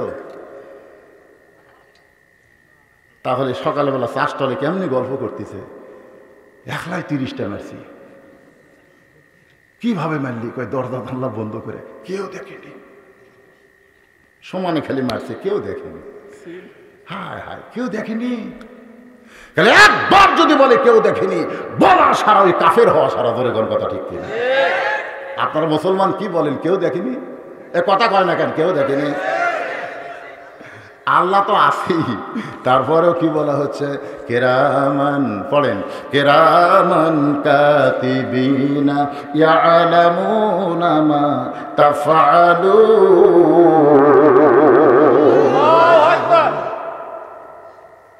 তুমি ভণ্ড না হলে কথা তুমি কেমনে বললে?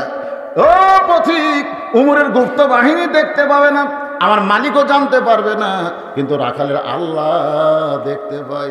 সঙ্গে সঙ্গে হযরত উমর এক দৌড় মারছে, পাহাড়ের পাদদেশে জায়নামাজ বিছিয়ে বলতেছে, আল্লাহ তোমার সুন্দর আমল দেখতেছি, তোমার কোরআন যদি সমাজে চালু থাকে তাহলে আমল কত সুন্দর হয় এটা রাখালের মাধ্যমে আমি দেখতে পাই। আল্লাহ আল্লাহ, তোমার কোরআন কত সুন্দর, আল্লাহ কোথায় তুমি? হ্যাঁ, কোথায় তুমি? বসে আছো আর রাখাল রেখেছে তার কলিজায়, কেউ না দেখলেও তুমি দেখবে। এটা কি আমল মনে করছেন? কেউ না দেখলেও আল্লাহ দেখবে, এই বিশ্বাস যদি মানুষের অন্তরে থাকে কোনোদিন জমির আল ঠেলবি না। ধরে কোন কথা ঠিক কিনা?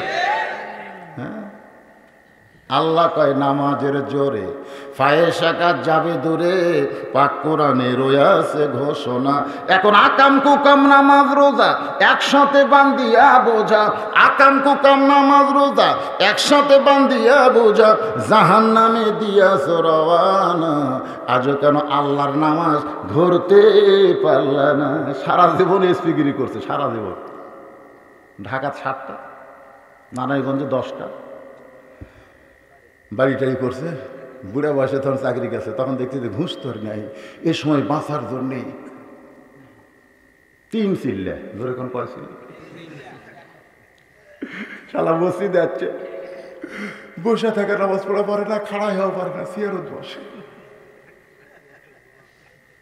শোনেন, সরকারি চাকরি করার যেমন বয়স থাকে, নামাজেরও তেমন বয়স আছে। তুমি সারা জীবন গোয়েন্দাগিরি করে বুড়ে বসে নামাজ ধরবে, আল্লাহ তোমার নামাজ লাত্তি করে ফেলে দিবে, লাত্তি করে ফেলে দেবে।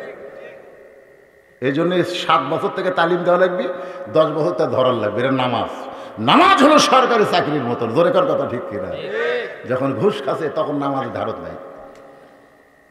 যখন হচ্ছে চামড়া ঢিল, আল্লাহর সঙ্গে দিছে মিল, এরকম আছে না নাই? যখন আছে না নাই? আল্লাহর বান্দার যদি বিশ্বাস করত কেউ না দেখলো আল্লাহ দেখতেছে, তাহলে কেউ ঘুষ খাবার পারত না। ওদের জমিয়া করে কি মাস্টার এটা? এসিলেন আসলে নামাজ উজু করতেছে, ইতিমধ্যে একজন ঘুষের টাকা লিয়াচ্ছে। তো বলতেছে, কে রে, এটাই তোর সময় হলো? আমি উজু করতেছি রে, আমি নামাজ পড়বো, উজু করবো, নামাজ পড়বো, তোর টাকা আমি হাত দেখাবো না। যদি তোর সময় না থাকে ডয়ারের মধ্যে থুয়ে যা, যদি তোর সময় না থাকে ডয়ারের মধ্যে থুয়ে যা, হাত দেখাবে না। অনেকে বলে না রোজা আছি ভাই, রোজার মাস কি, অন্য মাসে কি? একটু মনোযোগ দিয়ে শুনবেন। লিয়াবলুয়াকুম আইয়ুকুম আহসানু আমালা। ওমর ফারুক কানতেছে, আল্লাহ আজকে রাখাল দেখি নাই গো মাবুদ, রাখালের ভিতরে তোমাকে দেখেছি। জোরে কান সুবহানাল্লাহ। চোখের পানি যখন বুকটা ভেজে দেয়, রাখাল পিছনে ডায় বলে, পথিক যতই কান্দা কান্দো, তোমাকে উটের দুধ আমি দিবার পারবো না। তুমি যতই কান্দো, উটের দুধ কিন্তু তোমার আমি দিব না। ওমর ফারুক বলে, রাখাল ভাই উটের দুধের কোনো দরকার নাই, বরং তোমার কাছে আমি জানতে চাই, তুমি না দেখা আল্লাহকে কলিজার মধ্যে জায়গা দিয়ে তুমি যে আল্লাহর কোরআন আমল করে সুন্দর আমল করতেছ, এর বিনিময়ে তোমার চাহিদা কি? অনেক বাবা ছেলেকে বলে, কোন ছেলের জন্যে গ্রামে পুলিশ আসে না, তোর জন্য আসে। এই তুই কোন দল করিস না? এই তুই কোন দল করিস? কারোর জন্য পুলিশ গ্রামে ঢোকে না, তোর জন্য ঢোকে। তোর তো আমি মসজিদে তো দেখি, তোর সবসময় টাকনোর উপরে আমি পোশাক পরা দেখি, তোর তো চেহারা সুরত ভালোই দেখি, মানুষের কথাই লড় করিস, তারপরে পুলিশ তো ধরবার আসে। তুই কি করিস? তুই কি করিস? বাদ দে, এ দল করা যাবে না, তোর জন্য আমরা অশান্তি ভুগবো। কি মনে করতেছে? তখন ছেলে বলে, বাবা এত কিছু করি একটা কিছুর বিনিময়ে। ওমর ফারুক বলে, রাখাল তোমার একটা ভালো বাড়ি নেই, তোমার একটা ভালো গাড়ি নেই, তোমার চাকরিটাও রাখা নেই, এত কিছু খারাপ চাকরি খারাপ জীবন নিয়ে তুমি যে আল্লাহর আইন কোরআন মানতেছ, না দেখা আল্লাহকে কলিজার মধ্যে জায়গা দিছো, এর বিনিময়ে তোমার চাহিদা কি? তুমি কি চাও? তোমাকে রিমান্ডে নেয়, তোমাকে জেলে নেয়, এর বিনিময়ে তোমার চাহিদা কি? কি কোনো চাহিদা আছে না নাই? এই চাহিদাই হলো সবচাইতে সুন্দর আমল। আপনারা বলেন তো কি চাহিদা? সঙ্গে সঙ্গে রাখাল বলতেছে, পথিক আমার চাহিদা যদি জানতে চাও তাহলে শোনো, আমার চাহিদা হলো রব্বানা, পড়েন রব্বানা আতিনা ফিদ দুনিয়া হাসানাতাও ওয়া ফিল আখিরাতি হাসানা ওয়া কিনা আযাবান্নার। আমার চাহিদা হলো দুইটা। রাখাল হযরত ওমরকে বলতেছে আমার চাহিদা হলো দুইটা, একটা হলো দুনিয়া আর একটা হলো আখিরাত। ওমর ফারুক বলে, রাখাল তোমার দুনিয়ার চাহিদা কি? রাখাল বলতেছে আমার দুনিয়ার চাহিদা হলো হযরত ওমরকে আমি একটা নজর দেখতে চাই, যে ওমর আল্লাহর আইন চালু করার কারণে আমার মতন রাখাল না দেখে আল্লাহকে কলিজার মধ্যে জায়গা দিয়েছি, সে হযরত ওমরকে যদি একটা নজর দেখতে পাইতাম তাহলে আমার দুনিয়ার চাহিদা আল্লাহ পুরা করত। আমার 2 নম্বর চাহিদা হলো আমি রাখাল যখন মরে যাব, অধম রাখালকে আল্লাহ যেন জান্নাত দেয়। তাহলে রাখালের চাহিদা কয়টা? দুনিয়ার চাহিদা কি? বাড়ি গাড়ি, ভালো মানুষকে দেখা, সুবহানাল্লাহ কর না। আজকে ভালো মানুষকে বন্দি করে রাখছে। বাগান গো, বাংলাদেশের প্রধানমন্ত্রী থেকে যত মন্ত্রী আছে সমস্ত মন্ত্রী যদি একটা প্রোগ্রাম করে আর আল্লামা সাইদি হুজুরকে যদি একলা এক প্রোগ্রাম করবার দেয়, আপনারা বলেন তো জনগণ যাবে কোন জায়গা? ভালো মানুষকে দেখার কি কন? মানুষের ধোঁক আছে না, কথা কন না কেন? ধোঁক আছে না?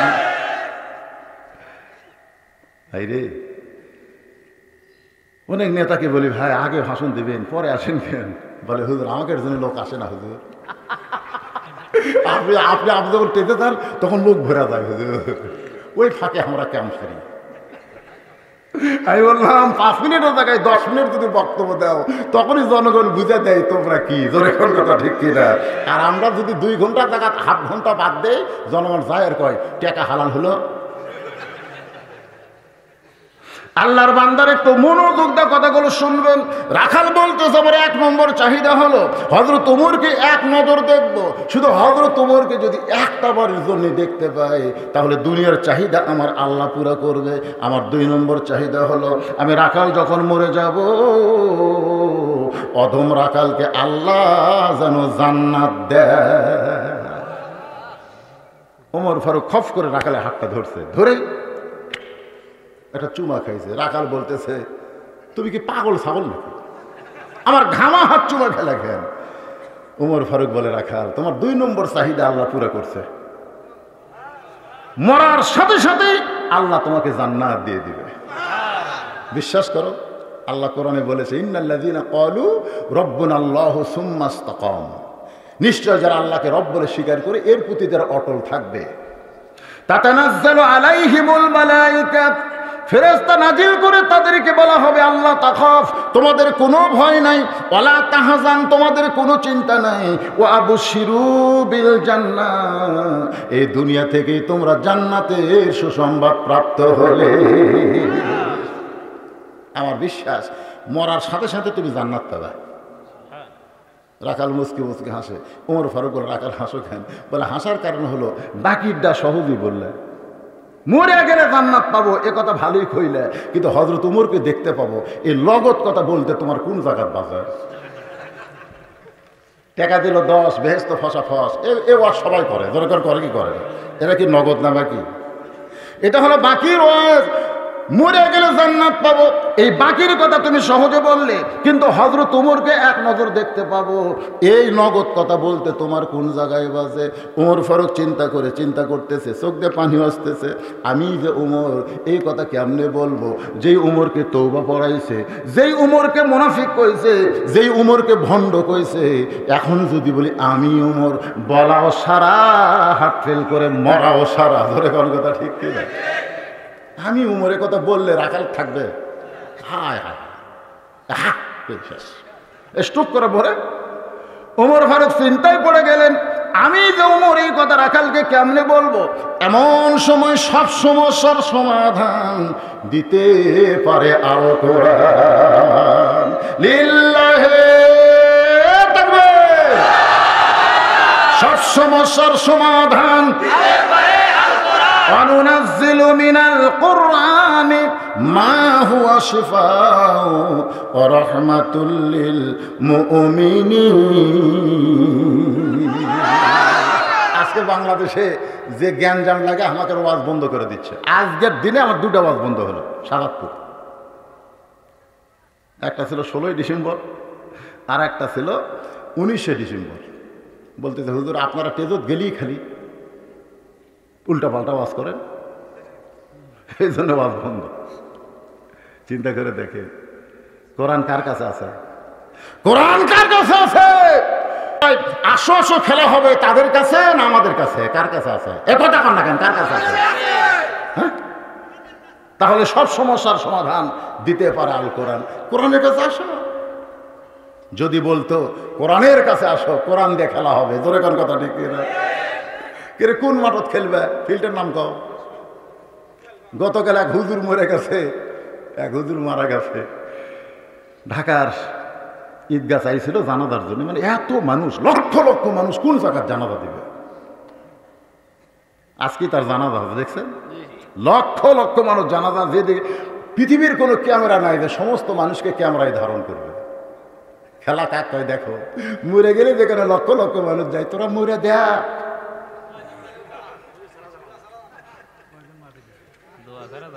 এই জন্য একটা স্লোগান দেন ভাই, কোরআনের পক্ষে দেন। আমি যে বলবো সব সমস্যার সমাধান, আপনারা বলবেন দিতে পারে আল কোরআন। বলতে পারবেন না? সব সমস্যার সমাধান আল্লাহর কোরআন বলে। ওমর, তুমি যে উমর এইটা রাখালকে বলতে চিন্তা করো না, উদউ ইলা সাবিলি রাব্বিকা বিল হিকমাহ। সরাসরি যে আমি উমর এই কথা না বলে একটু অ্যাঙ্গেল করো। আজকে আমাদেরকে বলা হয়েছে, আমাদের ঊর্ধ্বতন মহল যারা আমাকে আকাবের আছে তারা বলেছে ডাইরেক্ট না বলে পরিস্থিতি যতদিন ভালো না হবে একটু অ্যাঙ্গেলে মারো, অ্যাঙ্গেলে। কিন্তু মারা দান বাদ দিও না, মারাই লাগবে।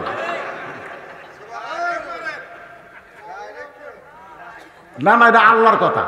এটা কার কথা? উদউ ইলা সাবিলি রাব্বিকা বিল হিকমা। হিকমা মানে কি? অ্যাঙ্গেল। হিকমা মানে কৌশল। তোমার ফারুক এখন ডাইরেক্ট বলতে পারে না যে আমি উমরের কথা বললে তো রাখাল হার্ট ফেল করবে। হ্যাঁ, তোমার বললেন রাখাল তুমি কি সত্যি হযরত উমরকে দেখবার চাও? রাখাল লাভ ধরে বলতে কোথায় হযরত উমর, কোথায় হযরত উমর? ওমর ফারুক বললেন ইন্নাল্লাহা মা'আস সাবিরিন। অনেকে বলে হুজুর, বড় হুজুর তো এত বছর জেলের মধ্যে বন্দী আছে, এত আলেমদেরকে ধরতেছে, গ্রেফতার করতেছে, কোরআনের মাহফিল বন্ধ হয়ে যাচ্ছে, কবে কোরআনের আইন চলবে, কবে কোরআনের দেশ হবে? এইরকম কিন্তু অনেক যুবকের আমাদের প্রশ্ন করে। আমি তখন বলি বাজান, ওয়ালা নাবলুওয়ান্নাকুম বিশাইইন মিনাল খাউফি ওয়াল জুই ওয়া নাকসিম মিনাল আমওয়ালি ওয়াল আনফুসি ওয়াস সামারাতি ওয়া বাশশিরিস সাবিরিন।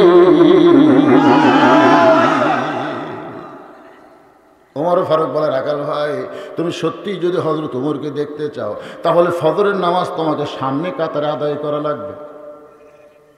সামনে কাতারে যদি নামাজ পড়তে পারো, মেহরাবের দিকে তাকায় দেখবে যেই মানুষটা ইমামতি করতেছেন ওই মানুষটি হলেন হযরত উমর।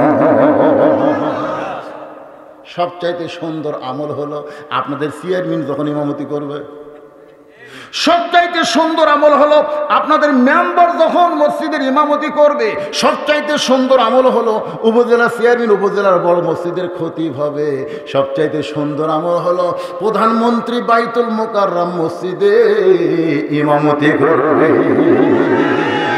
এটা হলো সবচাইতে সুন্দর আমল।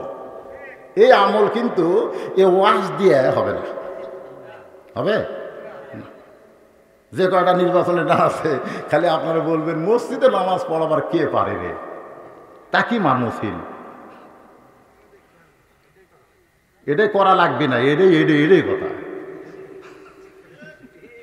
দুই পিছন থেকে পিটন খাওয়ার জন্য একলা ঠিক কথা, একলা করে সবাই মিলে করা যায় না ঠিক। ওরা কিন্তু দুই একটা লোক এখানে রাখছে, বুঝছেন, খালি দেখে তো কে কি কয়।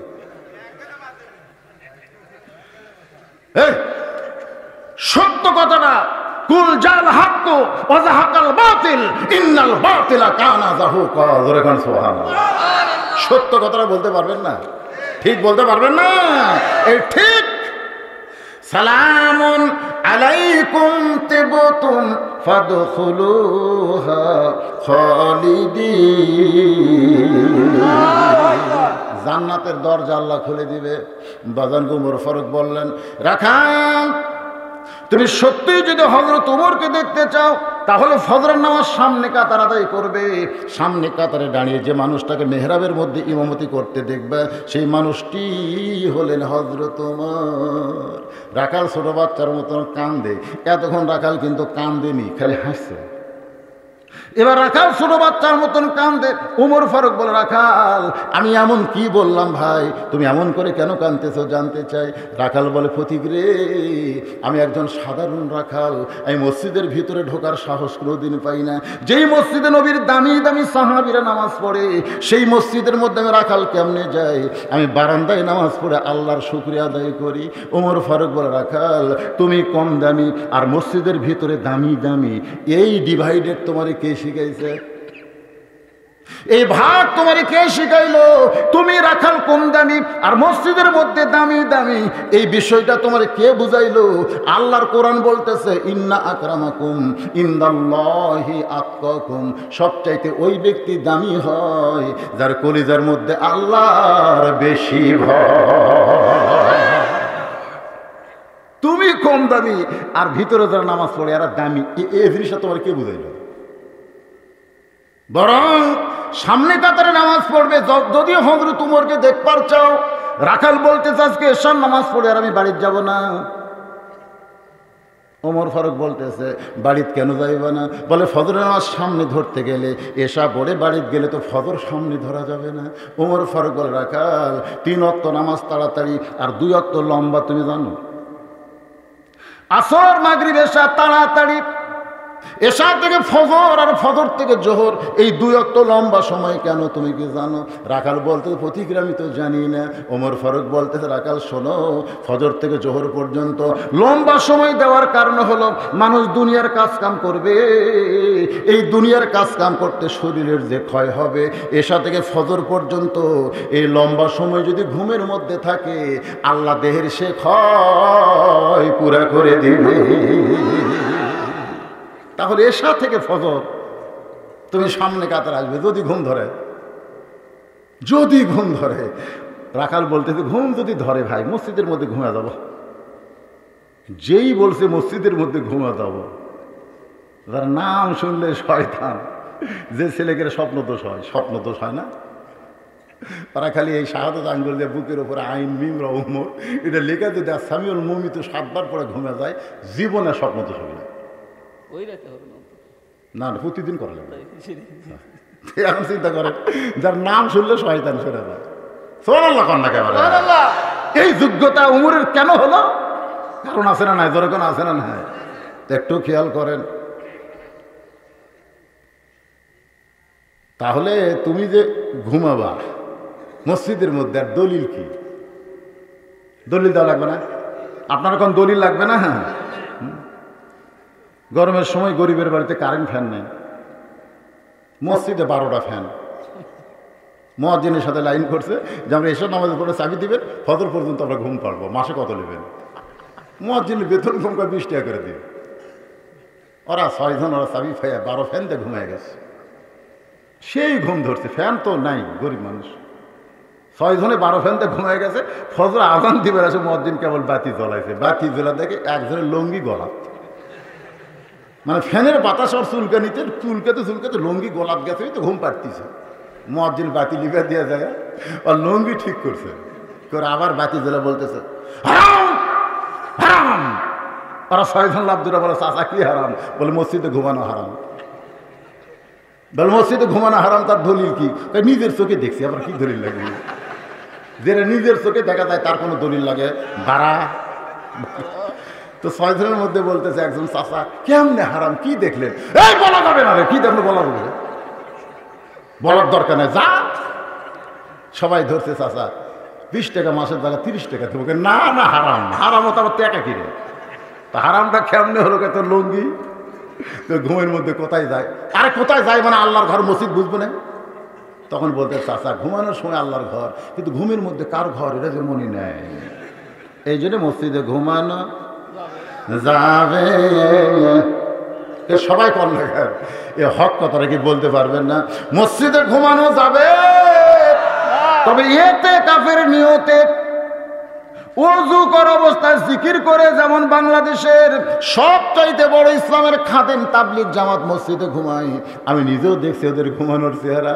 বাজান ওরা তো অল্প ঘুম মারে, ওযু করে জিকির করতে করতে ঘুমায় যায়। এরকম বিপদ অবস্থায় কেউ যদি মসজিদে ঘুমায়, এটা এতেকাবের নিয়ত করে ঘুমাতে হবে, তবে সব সময় এটা চলবে। আল্লাহর বান্দার একটু মনোযোগ দিয়ে শোনেন। ওমর ফারুক বলে, রাখাল ভাই আযানের গুরুত্ব দিও, আযানের গুরুত্ব দিও, কারণ রাসূল বলেছেন আযান শোনার প্রথম 3 মিনিটের মধ্যে যে মুসল্লি মসজিদে আসবে, আল্লাহ তাকে একটা খুশি হয়ে উট কুরবানির সওয়াব দিবে। আযান দেওয়ার 5 মিনিটের মধ্যে যারা মসজিদে আসবে, আল্লাহ তার প্রতি খুশি হয়ে একটা গরু কুরবানির সওয়াব দিবে। আযান দেওয়ার 10 মিনিটের মধ্যে যারা মসজিদে আসবে, একটা বকরি ছাগল কুরবানি করার সওয়াব হবে। মুয়াজ্জিন যখন আকামত দিবে, এমন সময় কেউ যদি মসজিদের মধ্যে ঢোকে, একটা মুরগি ডিম দানের সওয়াব হবে, ইল্লা মাগরিব, শুধু মাগরিব ছাড়া। কথাটা বুঝলেন? কিন্তু আযান দেওয়ার আগে কোন মুসল্লি যদি মসজিদের মধ্যে ঢোকে, ইল্লা মুয়াজ্জিন, শুধু মুয়াজ্জিন ছাড়া কোনো মসজিদ যদি মুসল্লি ঢোকে, ওই মসজিদে ঢোকার একটা সওয়াবও পাবে না, একটা সওয়াবও পাবে না যদি আযান দেওয়ার আগে কেউ মসজিদে ঢোকে। কতগুলো তো রোজার মাস আসলে মসজিদর বাপের বাড়ি মনে করছে, বুঝলেন না? সবাই চলে গেছে, ওরা 3 জন 4 ফ্যান দিয়ে গপ্প মারতেছে। ফেরেশতাকে আল্লাহ যোহর নামাজ পড়ে সবাই গেল, এরা 4 জন মসজিদে কি গল্প করে? আল্লাহ কয় খালি নামাজের পর থেকে কতক্ষণ গল্প করে এই টাইমটা লেখা থাকো, লেখা থাকো। এই কতক্ষণ ওরা বসতে গল্প করলো, যতক্ষণ পর্যন্ত ওদের মাথার উপর ফ্যান ঘুরলো, এই ফ্যানের বিল আলাদা করে না দেওয়া পর্যন্ত ওরা জান্নাতের দরজার যাওয়া পারবে না। কারণ মসজিদ ওর বাপের ঘর না, চেষ্টা করে গল্প করবি ধরে গল্পটা ঠিক। মসজিদ তোর বাপের বাড়ি। কাঁচা পেঁয়াজ খেয়ে মসজিদে গেলে আগে ঘাট ধরে বাইর করে দিছে, আর এখন মসজিদের মধ্যে পেঁয়াজ কুটতেছে, মসজিদ ওর বাপের রান্নাঘর বানা ফেলে দিছে। আল্লাহর ঘরের সৌন্দর্য আছে না না? এর ঘরে কেন আছে না নাই? আল্লাহর বান্দার একটু মনোযোগ দিয়ে কথাগুলো খেয়াল করবেন। ওমর ফারুক বলেন আযানের গুরুত্ব দিও। এতদিন রাখাল নামাজ পড়তো বারান্দায়, কিন্তু আজকে নামাজ পড়বে সামনে কাতারে। হযরত ওমরকে এক নজর দেখার আশায় যেই মাত্র মুয়াজ্জিন আযান দিয়েছে, আযান শোনার সঙ্গে সঙ্গে রাখাল জোরে জোরে, জোরে কোন কি ফাসাও, ফাসাও মানে কি জোরে জোরে। যারা মসজিদ বাড়ি থেকে 200 গজ দূরে আপনার মসজিদ, খালি 5 ওয়াক্ত নামাজ খালি জোরে জোরে হাঁটতেন, এরকম জোরে জোরে হাঁটতেন, আপনার ব্যায়াম হয়ে যাবে। জোরে কোন কথা ঠিক ছিল। এখন ডায়াবেটিস ধরেছে আর ঘোড়ার মতন দৌড়াচ্ছে। মসজিদের দিকে সিনা টান করে সামনে ঝুল দিয়ে আল্লাহ রাসূল হেঁটেছে। জোরে কান সুবহানাল্লাহ। রাখাল এতদিন বারান্দায় নামাজ পড়তো। বারান্দায় যারা নামাজ পড়ে তারা আযানের গুরুত্ব দেয় না, বারান্দায় যারা নামাজ পড়ে তারা আকামতের গুরুত্ব দেয়। জোরে কান কিসের গুরুত্ব দেয়? আযানের গুরুত্ব কারা দেয়? যারা সামনে কাতারে নামাজ পড়ে। সুবহানাল্লাহ কোন। এখন সামনে কাতারে যারা নামাজ পড়ে, দ্বিতীয় কাতারে যারা নামাজ পড়ে, তারাই কিন্তু শুনবার পরে মোবাইল বন্ধ করো, এটা কে শোনে? যারা আযান দিয়ে শুনে মসজিদে যাচ্ছে এরাই কিন্তু শোনে। মুয়াজ্জিন কইল মোবাইল বন্ধ করো, তখন দেখবেন সিআরইউনও বন্ধ করতেছে, এমপিও বন্ধ করতেছে, মুয়াজ্জিন খালি মুচকি মুচকি হাসতেছে। এই গেল মুয়াজ্জিন হাসো কেন? বলে হুজুর বেতন কম হোক, কিন্তু আমার কথার একটা পাওয়ার আছে। আমি যেই কই যে বন্ধ করো, সবাই যখন বন্ধ করতেছে তখন আর শিনে। আমি বললাম মুয়াজ্জিন খালি তোর কথায় মোবাইল বন্ধ হচ্ছে তা না, তোকে আল্লাহ তাআলা এত উঁচুতে রাখবে হাসরের ময়দানে, কুদরতে হাত দিয়ে একটা টুপি পরায় দেবে। ধরে করছে যেই টুপিটা পূর্ণিমার চাঁদের মতন জ্বলতে থাকবে। এটা হলো সবচাইতে সুন্দর আমল। ধরে করছে সুবহানাল্লাহ।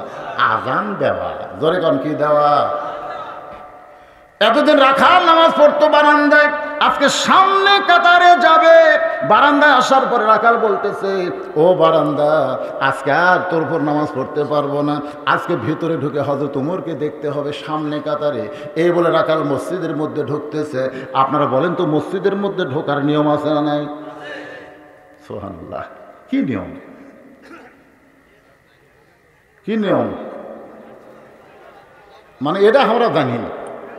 মসজিদের মধ্যে ঢুকতে গেলে সর্বপ্রথম যেটা লাগবে সেটা হলো শরীর পাক।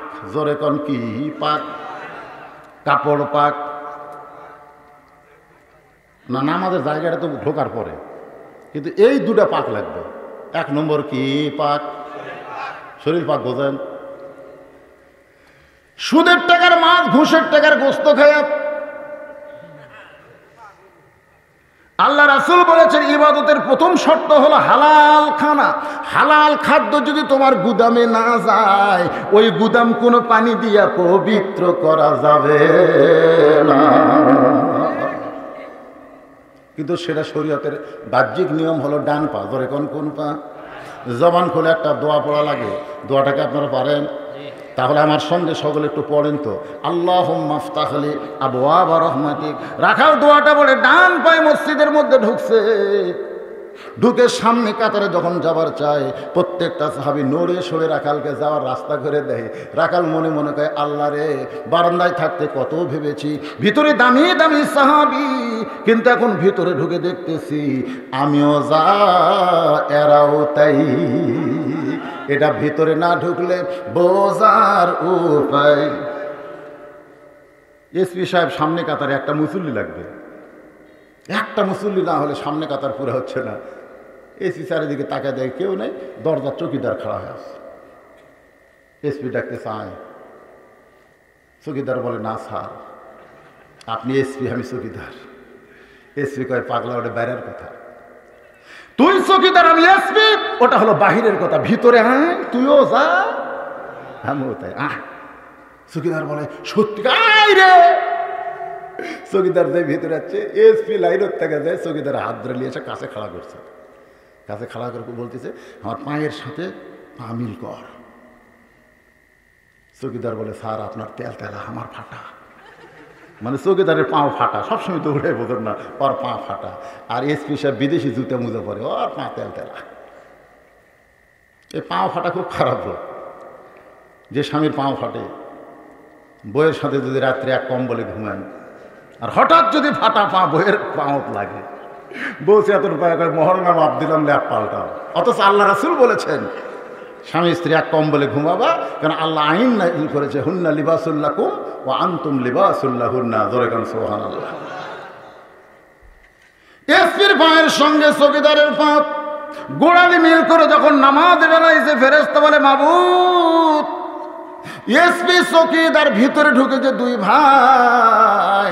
আল্লাহ বলতেছে, এটাই হলো মসজিদের মুজিজা। 14 দল 20 দল ভাঙ্গা এক কাতারে দাঁড়া। 14 দল 20 দল নাই, সব এক কাতারবদ্ধ হয়ে গেছে। রাখাল চলতে চলতে একেবারে সামনে কাতারে মেহরাব বরাবর রাখাল দাঁড়িয়ে ফজরের 2 রাকাত সুন্নত আদায় করেছে। ফজরের পূর্বে 2 রাকাত সুন্নত আছে না নাই? ফজরের পূর্বে 2 রাকাত সুন্নত, যোহরের পূর্বে 4 রাকাত সুন্নত, যোহরের পরে 2 রাকাত সুন্নত, মাগরিবের পরে 2 রাকাত সুন্নত, এশার পরে 2 রাকাত সুন্নত। এই সর্বসাকল্যে 12 রাকাত সুন্নাত আমাদের পড়তেই হবে। সর্বসাকল্যে কয় রাকাত?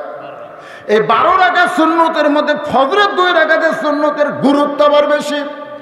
আল্লাহ রাসূল বলেছেন, আসমান এবং জমিনের মধ্যে যা কিছু আছে তার চাইতে বেশি দামি হলো ফজরের 2 রাকাতের সুন্নাত।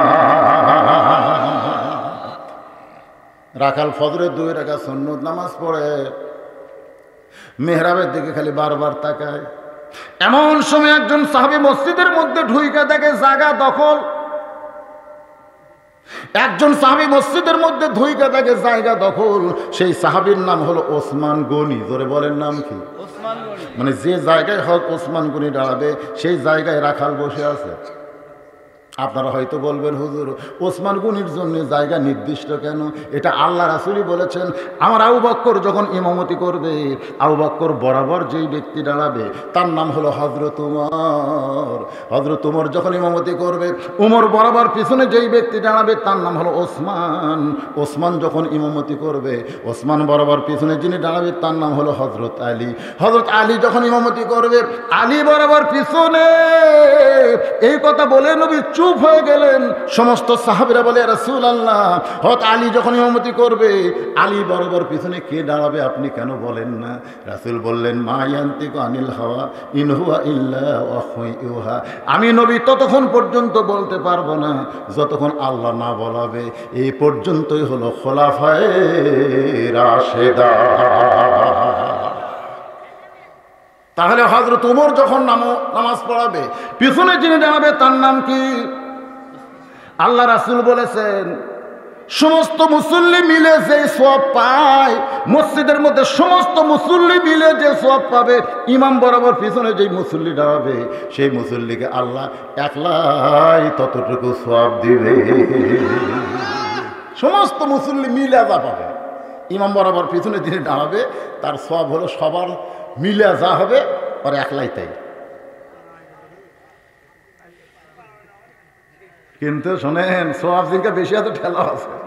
মাগরিবের 3 রাকাতের ইমাম সাহেব নিয়ত করছে, 1 রাকাত পড়াতে উযু গেছে, 1 রাকাত নামাজ পড়াতে ফিস করে বের হয়ে গেছে।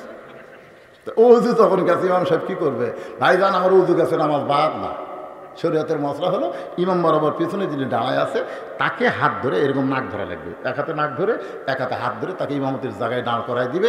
যেখান থেকে ইমামের উযু গেছে সেখান থেকে তাকে নামাজ পড়াতে হবে।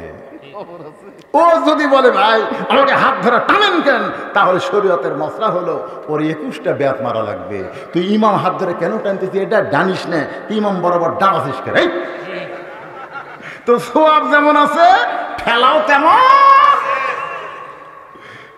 এই জন্যে ভাই, দাড়ি চাঁচা কোনো লোক, আপনাকে অনুরোধ করতেছি, বাংলাদেশে কিন্তু যারা দাড়ি চাঁচে তারাও কিন্তু দাড়িওয়ালা ইমাম চায়, ধরে কোনো চাই গিয়ে চায় না। তো ইমাম বরাবর যিনি দাঁড়াবেন, আমার যেটা সাজেশন সেটা হলো মসজিদের মুয়াজ্জিন হলে ভালো হয়, অন্য কেউ যেন চান্স না পায়। আবার এমন একটা মুয়াজ্জিন আপনারা রাখবেন না আজান দিতেই দাঁত ভেঙে দেয়। আমার এলাকার বেতন কম, 400 টাকা মুয়াজ্জিনের মাসে বেতন। এমন এক বুড়ে মানুষের খোঁজে আর একটাও দাঁত নেই, এখন আজান দিচ্ছে, আল্লাহু আকবার আল্লাহু আকবার। বাইরের লোক সব শুনে পায় আল্লাহু আকবার আল্লাহু আকবার। আমি একদিন করলাম, চাচা আল্লাহ কন না আব্বা কন? আমার দাঁত নেই বাবা, আমার দাঁত। তো দাঁত নেই বাবা, এই চাকরি চাকরি মানে গ্রামের মসজিদে এমন ভাঙ্গা চুরাই মুয়াজ্জিন থই কি না, এরকম নাই? আপনার কথা কোনো আসে না? মুয়াজ্জিন আজানটা বসতে হওয়া লাগবে। একটু মনোযোগ দিয়ে শোনেন। ওসমান গনি চিন্তায় পড়ে গেল, যে জায়গায় আমি দাঁড়ায় নামাজ পড়ি সেই জায়গায় একজন বসে আছে। আল্লাহ রাসূল বলেছেন, মসজিদের মধ্যে কেউ যদি কোনো জায়গা দখল করে, সে ইচ্ছা করে যদি জায়গা না ছাড়ে, জোর করে সেই জায়গা নেওয়া যাবে না। ফতোয়াটা খেয়াল করবেন। মসজিদের মধ্যে কেউ যদি কোনো জায়গা নেয়, সে যদি নিজের ইচ্ছায় জায়গা না ছাড়ে, তাকে জোর করে জায়গা থেকে উঠানো যাবে না। আমি যত বড়ই মৌলবি হই না কেন, ঢুকতে করছি দেরি। আমার সামনে কাতারে যদি কোনো ভ্যানওয়ালা দাঁড়ায়, আমি পিছনের কাতারে দাঁড়ায় নামাজ পড়বো, ওই ভ্যানওয়ালাকে বলতে পারবো না যে তুমি কেন আলেমের সামনে দাঁড়াইছ। পিছনে আসে এই কথা বলা হলো কবিরা গুনাহ, কিন্তু ভ্যানওয়ালা পিছন দিকে তাকায় বলে, হুজুর আপনি পিছনে কেন, সামনে আসেন। এই কথা বললে কোনো অসুবিধা? আমার কথা কি বুঝতে পারলেন? ওসমান গনি রাখালের পাশে ফাঁকা জায়গায় ফজরের সুন্নত 2 রাকাত নামাজ পড়ে রাখালের মুখের দিকে তাকায় বারবার চিন্তা করে, কোনোদিন সামনে কাতারে দেখি নাই, আজকে প্রথম দেখতেছি, একটু পরিচয় দেওয়া দরকার। রাসূল বলেছেন, তোমরা যখন জামাতে নামাজ পড়বে, তোমরা মসজিদের মধ্যে বোবা শয়তান হলে চলবে না। অন্তত তোমার পাশে যে 2টা ভাই নামাজ পড়ে তাদের পরিচয় তোমরা নিবে, সুখে দুঃখে তোমরা কাতার সোজা করিবে। কাতার সোজা মানে কি? একজন খাইয়া পেট উঁচা করে আছে, ওর পাশে একজন 2 দিন হলে খায়নি, গোড়ালি মিল করছে কিন্তু পেট মিল হয়নি। ওর পেট একের খঙ্গার মধ্যে গেছে, না খেয়ে আছে, আর ওই খাচ্ছে ঢেকুশ মারতেছে আর নামাজ পড়তেছে। কি মনে করছেন আপনার পাশে যে লোকটা নামাজ পড়তেছে তার পরিচয় লওয়ার দরকার নেই? যেরকম আছে না। ওসমান গনি বলতে, ভাইজান কোনোদিন আপনাকে সামনে কাতারে দেখি নাই, আজকে প্রথম সামনে কাতারে দেখতেছি, আপনার পরিচয় কি? রাখাল চিল্লায় বলতেছে, সামনে কাতারে আসলে পরিচয় দিয়ে আসা লাগে, এইটা তো আমি কোনোদিন জানতাম না। ওমর ওসমান গনি চমকে উঠছে, কারণ রাখাল এত জোরে চিল্লা উঠছে। আপনার বলেন তো, যারা রাখালি করে তাদের ভাষা নরম হয় না গরম হয়? কেন হয়? ওই যে গরু ছাগল চড়ায়, দেখবেন পাশে আবাদ আছে, আবাদের দিকে যদি আপনার গরুটা যায়, আপনি যদি বলেন বাবা গরু, ও বাবা গরু, ওই আবাদের দিকে যাস না বাবা, এরকম বাবা শোনা করে যদি বলেন, গরু কিন্তু আপনার কথা শুনবে না। আর যদি রাগ করে, এই গরু লাঠি দেখছো, এমন গরু কিন্তু মানুষের চাইতে ভালো শোনে। যেই বলছে এই গরু লাঠি দেখছি, গরু কিন্তু ঘাড় কাটবে।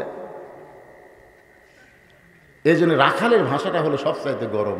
আল্লাহ রাসূল বলেছেন, প্রত্যেকটা অভিভাবককে দুনিয়াতে রাখালের দায়িত্ব দিয়ে আল্লাহ প্রেরণ করেছে, প্রত্যেকটা অভিভাবক।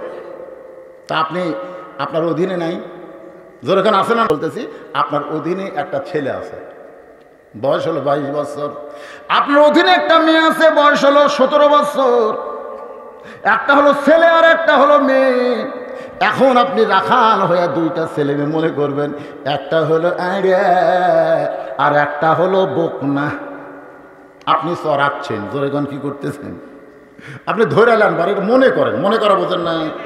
আল্লাহ রাসূল যে বলল যে সবাইকে রাখালের দায়িত্ব দিয়ে প্রেরণ করা হয়েছে অভিভাবককে, তাহলে আপনার অধীনে ছেলে আর মেয়ে আছে, ছেলের 22, মেয়ের 17। তা আপনি দেখতেছেন আপনার ছেলে ফুল প্যান্ট পরে টাকনুর তলে। আমার ওয়াজ দিয়ে আপনার ছেলের ফুল প্যান্ট টাকনুর উপরে উঠবে না, এই ওয়াজ করা লাগবে বাবাকে, জোরে কোন ঠিক কিনা? আপনার ছেলে টাকনুর তলে ফুল প্যান্ট পরে, এমন স্কিন প্যান্ট পরছে, খাড়া হয়ে পেশাব করে, পেশাব করার পরে টপ টপ করে পেশাব দিয়ে ওই জায়গা আর ভিজে যায়। সেই ভিজেটা আস্তে আস্তে শুকে ওই জায়গায় জার্ম পয়দা হয়, ওই জার্ম আবার পেশাবের আগা দিয়ে ভিতরে ঢুকে গোড়ার রগ যে কাটে দেয়, আগা মোটা গোড়া চিকন হয়। এটা কোনো কবিরাজ বলা লাগে, বাপ এটা শিখে দেওয়া দরকার। এই পুরুষ মানুষ টাকনুর উপর ফুল প্যান্ট পরবে, মেয়েরা টাকনুর তলে পোশাক পরবে। মেয়ের আজকে প্লাজোর নামে টাকনুর উপরে পরে, আর ছেলেরা স্কিন প্যান্ট টাকনুর নিচে যায়। যেরকম ঠিক কিনা বলেন? টাকনু ঢাকে। আপনি বাবা হিসাবে দেখেন, নবী দেখেছে, নবীর জীবনী পড়া দেখেন, ঘরের মধ্যে ঢুইকা দেখে মাত্র 9 বছর, কোনো কিতাবে লেখছে 11 বছরের মেয়ে ফাতেমা হাতের মধ্যে চুরি দিয়ে মুসকি মুসকি হাঁটতেছে, মুসকি মুসকি হাসতেছে।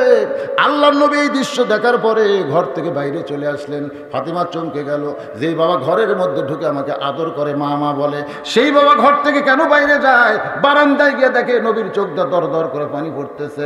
ফাতেমা বলে, বাবা কি দুঃখে আপনি এমন করে কাঁদতেছেন? রাসূল বলে, ফাতেমা যে দুনিয়াতে সাজবে মা, আল্লাহ তার আখিরাতের সাজ কমায়া দিবে। সঙ্গে সঙ্গে ফাতেমা হাতের চুড়ি খুইলা মাটি ফেলে দিলেন। আল্লাহ রাসূল দৌড়ে গিয়ে চুরি দুইটা কুড়ে জামার আস্তিরের মধ্যে ঢুকাই দিলেন। ফাতেমা বলতেছে, বাবা যেই চুরি হাতে পড়ার কারণে আপনি বাহিরে কান্না শুরু করে দিলেন, সেই চুরি ফেলে দিলেন আপনি কেন কুড়ে পকেটে রাখলেন? আল্লাহ নবী বললেন, ফাতেমা এই দুইটা চুরি আমি যত্ন করে রাখবো মা। শুধু দুইটা চুরি না, তোর কানে দুল পরানো হবে, তোর নাকে ফুল পরানো হবে, তোর গলায় মালা পরিয়ে দিব। ফাতেমা বলতেছেন, কবে কবে গো বাবা? সেই দিন কবে? আল্লাহ রাসূল বললেন, যেদিন তোমার বিবাহ হবে। সুবহানাল্লাহ কয় না? এই কথার দ্বারা রাসূল বুঝাইলেন, বিবাহের আগে কোনো মেয়ের সাজগোজ করা যাবে? যদি সাজগোজ করো, এক ব্যক্তির জন্যই করতে হবে, সেই ব্যক্তি তো হলো তার স্বামী। স্বামী ছাড়া অন্য কোনো পুরুষের জন্য মেয়েদের সাজা জায়েজ। যারা বলতেছেন না ভাইজান, আপনারা কি জায়েজ করছেন?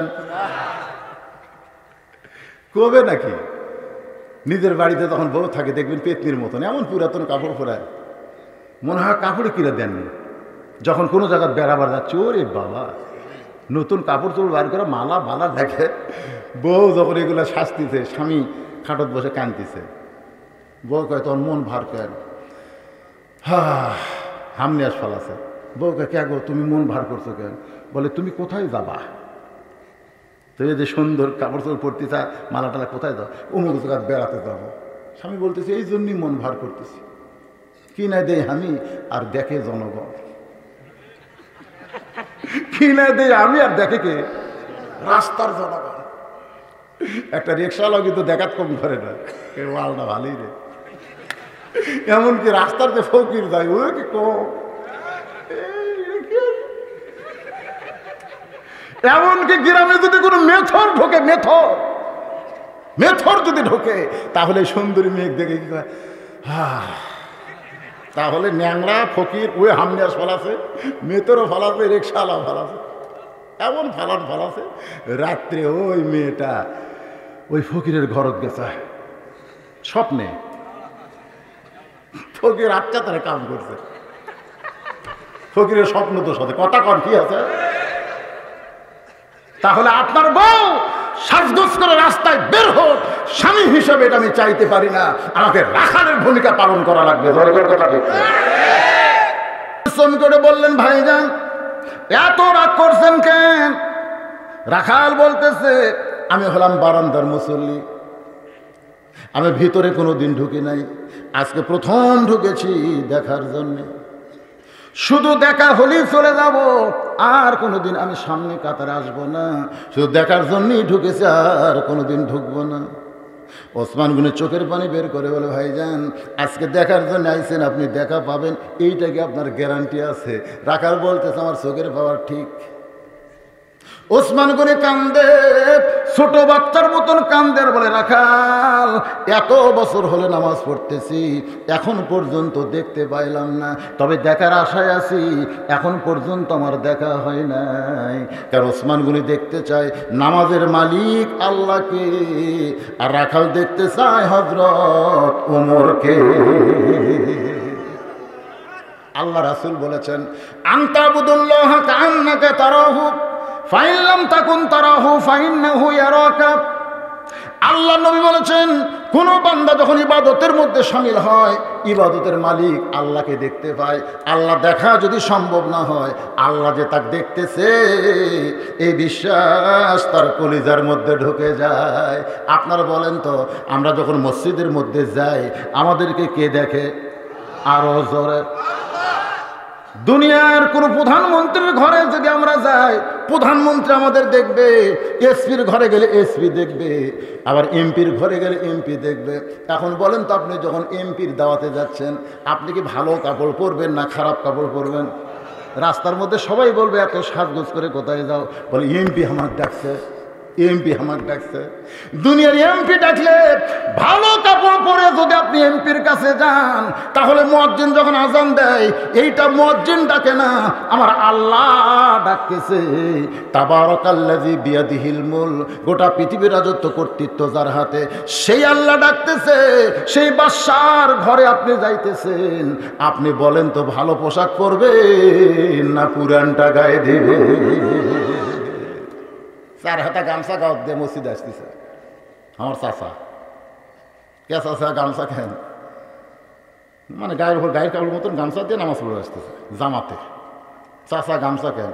ফতুয়া দে আমাকে, ফতুয়া দে, গামছা পরে নামাজ হবি না, ফতুয়া দে দে। এই জন্য তো তোর সরকার দেখবার পারে না রে, খেপে গেছে। আমি বললাম দাদা চাচা এত খেপছেন কেন? তুই ফতুয়া দেশ না, গামছা গাও দিয়ে নামাজ হবে না, এই ফতুয়া দে। আমি বললাম চাচা এই গামছা গাও দিয়ে আপনি বিয়ের বাড়ি যাওয়ার করবেন? চাচা বলতে তুই কি মনে করিস ফকির? এই বছরে 3টা পাঞ্জাবি বানাচ্ছে, এই বছরে কেন বিয়ের বাড়ি গামছা গাও দিয়ে জালে বিকেরা? আমি বললাম চাচা এই গামছা গাও দিয়ে আপনি জামাইয়ের বাড়ি যাওয়ার করবেন? আমাকে ওয়াজ করে করে তোর মাথা শেষ, জামাইয়ের দাম নেই, জামাইয়ের বাড়ি শ্বশুর কুদির গামছা গাও দিয়ে যায়। আমি বললাম বিয়ের বাড়ি যাওয়ার পারবেন না, জামাইয়ের বাড়ি যাওয়ার পারবেন না, তো আল্লাহর ঘরত আসতেছেন। হ্যাঁ, মানে এমন একটা হামলাস ফালালো, মনে করতেছে বিয়েই দেখবি, জামাই দেখবি, আল্লাহকে দেখবি। কি মনে করতেছেন? আর কতগুলো বেদব যুবক এমন ফুল প্যান্ট করা যায়, টিকনার ওপর শার্ট। ওরা যদি খালি সামনে কাতারে দাঁড়ায়, রুকুর থেকে শেষ দাঁত গেছে, পিছনে খালি টেবার মতন ফুলে আছে, তোর এখন কথা ঠিক করে এমন একটা পাঞ্জাবি পর, তোর টেবা বার হোক, পাঞ্জাবি দিয়ে অন্তত ঢেকে যাক, তোর এখন কথা ঠিক কিনা। এবারে এমন শার্ট ঢাক দিছে যে টেবা টেবা সব বাইরে হয়ে আছে, ধরো পিছনে নামাজ পড়তেছে, ওরা কাবা পরিবর্তন, কাবা ঠিক থাকে। এই জন্য লেবাসুত তাকওয়া, যে পোশাক পরলে আল্লাহর ভীতি আপনার কলিজার মধ্যে আসবে, প্রত্যেকটা মুসল্লিকে সেই পোশাক পরে আল্লাহর ঘর মসজিদে ঢুকতে হবে। কারণ আমি না দেখলেও আল্লাহ আমাকে দেখতেছে।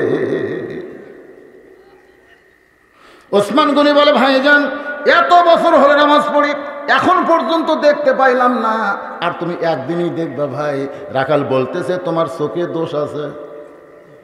রাখাল হয়তো ওসমান গনিকে বলতে তোমার চোখের সমস্যা আছে, তুমি আমার হাত ধরো। এই খুব খেয়াল করেন, ওয়াজ খালি শোনা যাবে না, একটু দেখে যান। রাখাল বলতেছে তুমি আমার হাত ধরো, আমিও দেখবো এবং তোমাকেও দেখায় দিব। সঙ্গে সঙ্গে আল্লাহর কোরআন ওসমান গনির সামনে এসে বলতেছে, ইয়া আইয়ুহাল্লাযীনা আমানুত্তাকুল্লাহা ওয়া কুনু মা'আস সাদিকিন। আল্লাহর কোরআন বলতেছে, রে ঈমানদারেরা, আল্লাহর ভয় যদি তোমাদের কলিজার মধ্যে রাখতে চাও, তাহলে সাদিকিন সত্যবাদীদের তোমরা সঙ্গী হও। আপনার বলেন তো, যারা ভেজাল পাচাল পেঁচাল পড়ে তারাই সত্যবাদী, না যারা কোরআন নিয়ে কথা বলে তারা সত্যবাদী? আজকে হক কথা বলে, সত্য কথা বলে জেলখানায় যাবে, আর ভেজাল কথা যারা বলবে তারা ময়দান দখল করবে। এই ময়দান দখল করার কারণ হলো আপনারাই ভেজালদের সঙ্গে থাকবেন, হকের সঙ্গে থাকবে না। ঈমান তাদের থাকবে, কিন্তু আল্লাহর ভয় তাদের কলিজার মধ্যে থাকবে না। বাংলাদেশে মুসলমান দাবি করবে, কিন্তু মরার সময় তারা মুসলমান হয়ে মরতে পারবে না। যদি মুসলমান হয়ে যদি আমরা মরতে চাই, আল্লাহর ভয় যদি কলিজার মধ্যে রাখতে চাই, তাহলে সাদিকিনদের সাথী হওয়া ছাড়া আমাদের উপায় নেই। এখন সাদিকিন কারা? ওয়াকুনু মা'আস সাদিকিন। সাদিকিন কে? এ কথা কয় না। আমাদের বাংলাদেশে আছে না নাই? আবু হানিফা রাহমাতুল্লাহ আলাইহি যখন জেলখানার মধ্যে ছিল, তখন জনগণ তাকে বুঝতে পারে নাই, কিন্তু জেলখানার মধ্যে যখন হত্যা করলো, এখন এমন একটা ইতিহাস হয়ে গেল, গোটা বিশ্বের 15টা মুসলমান তার মাযহাব গ্রহণ করেছে।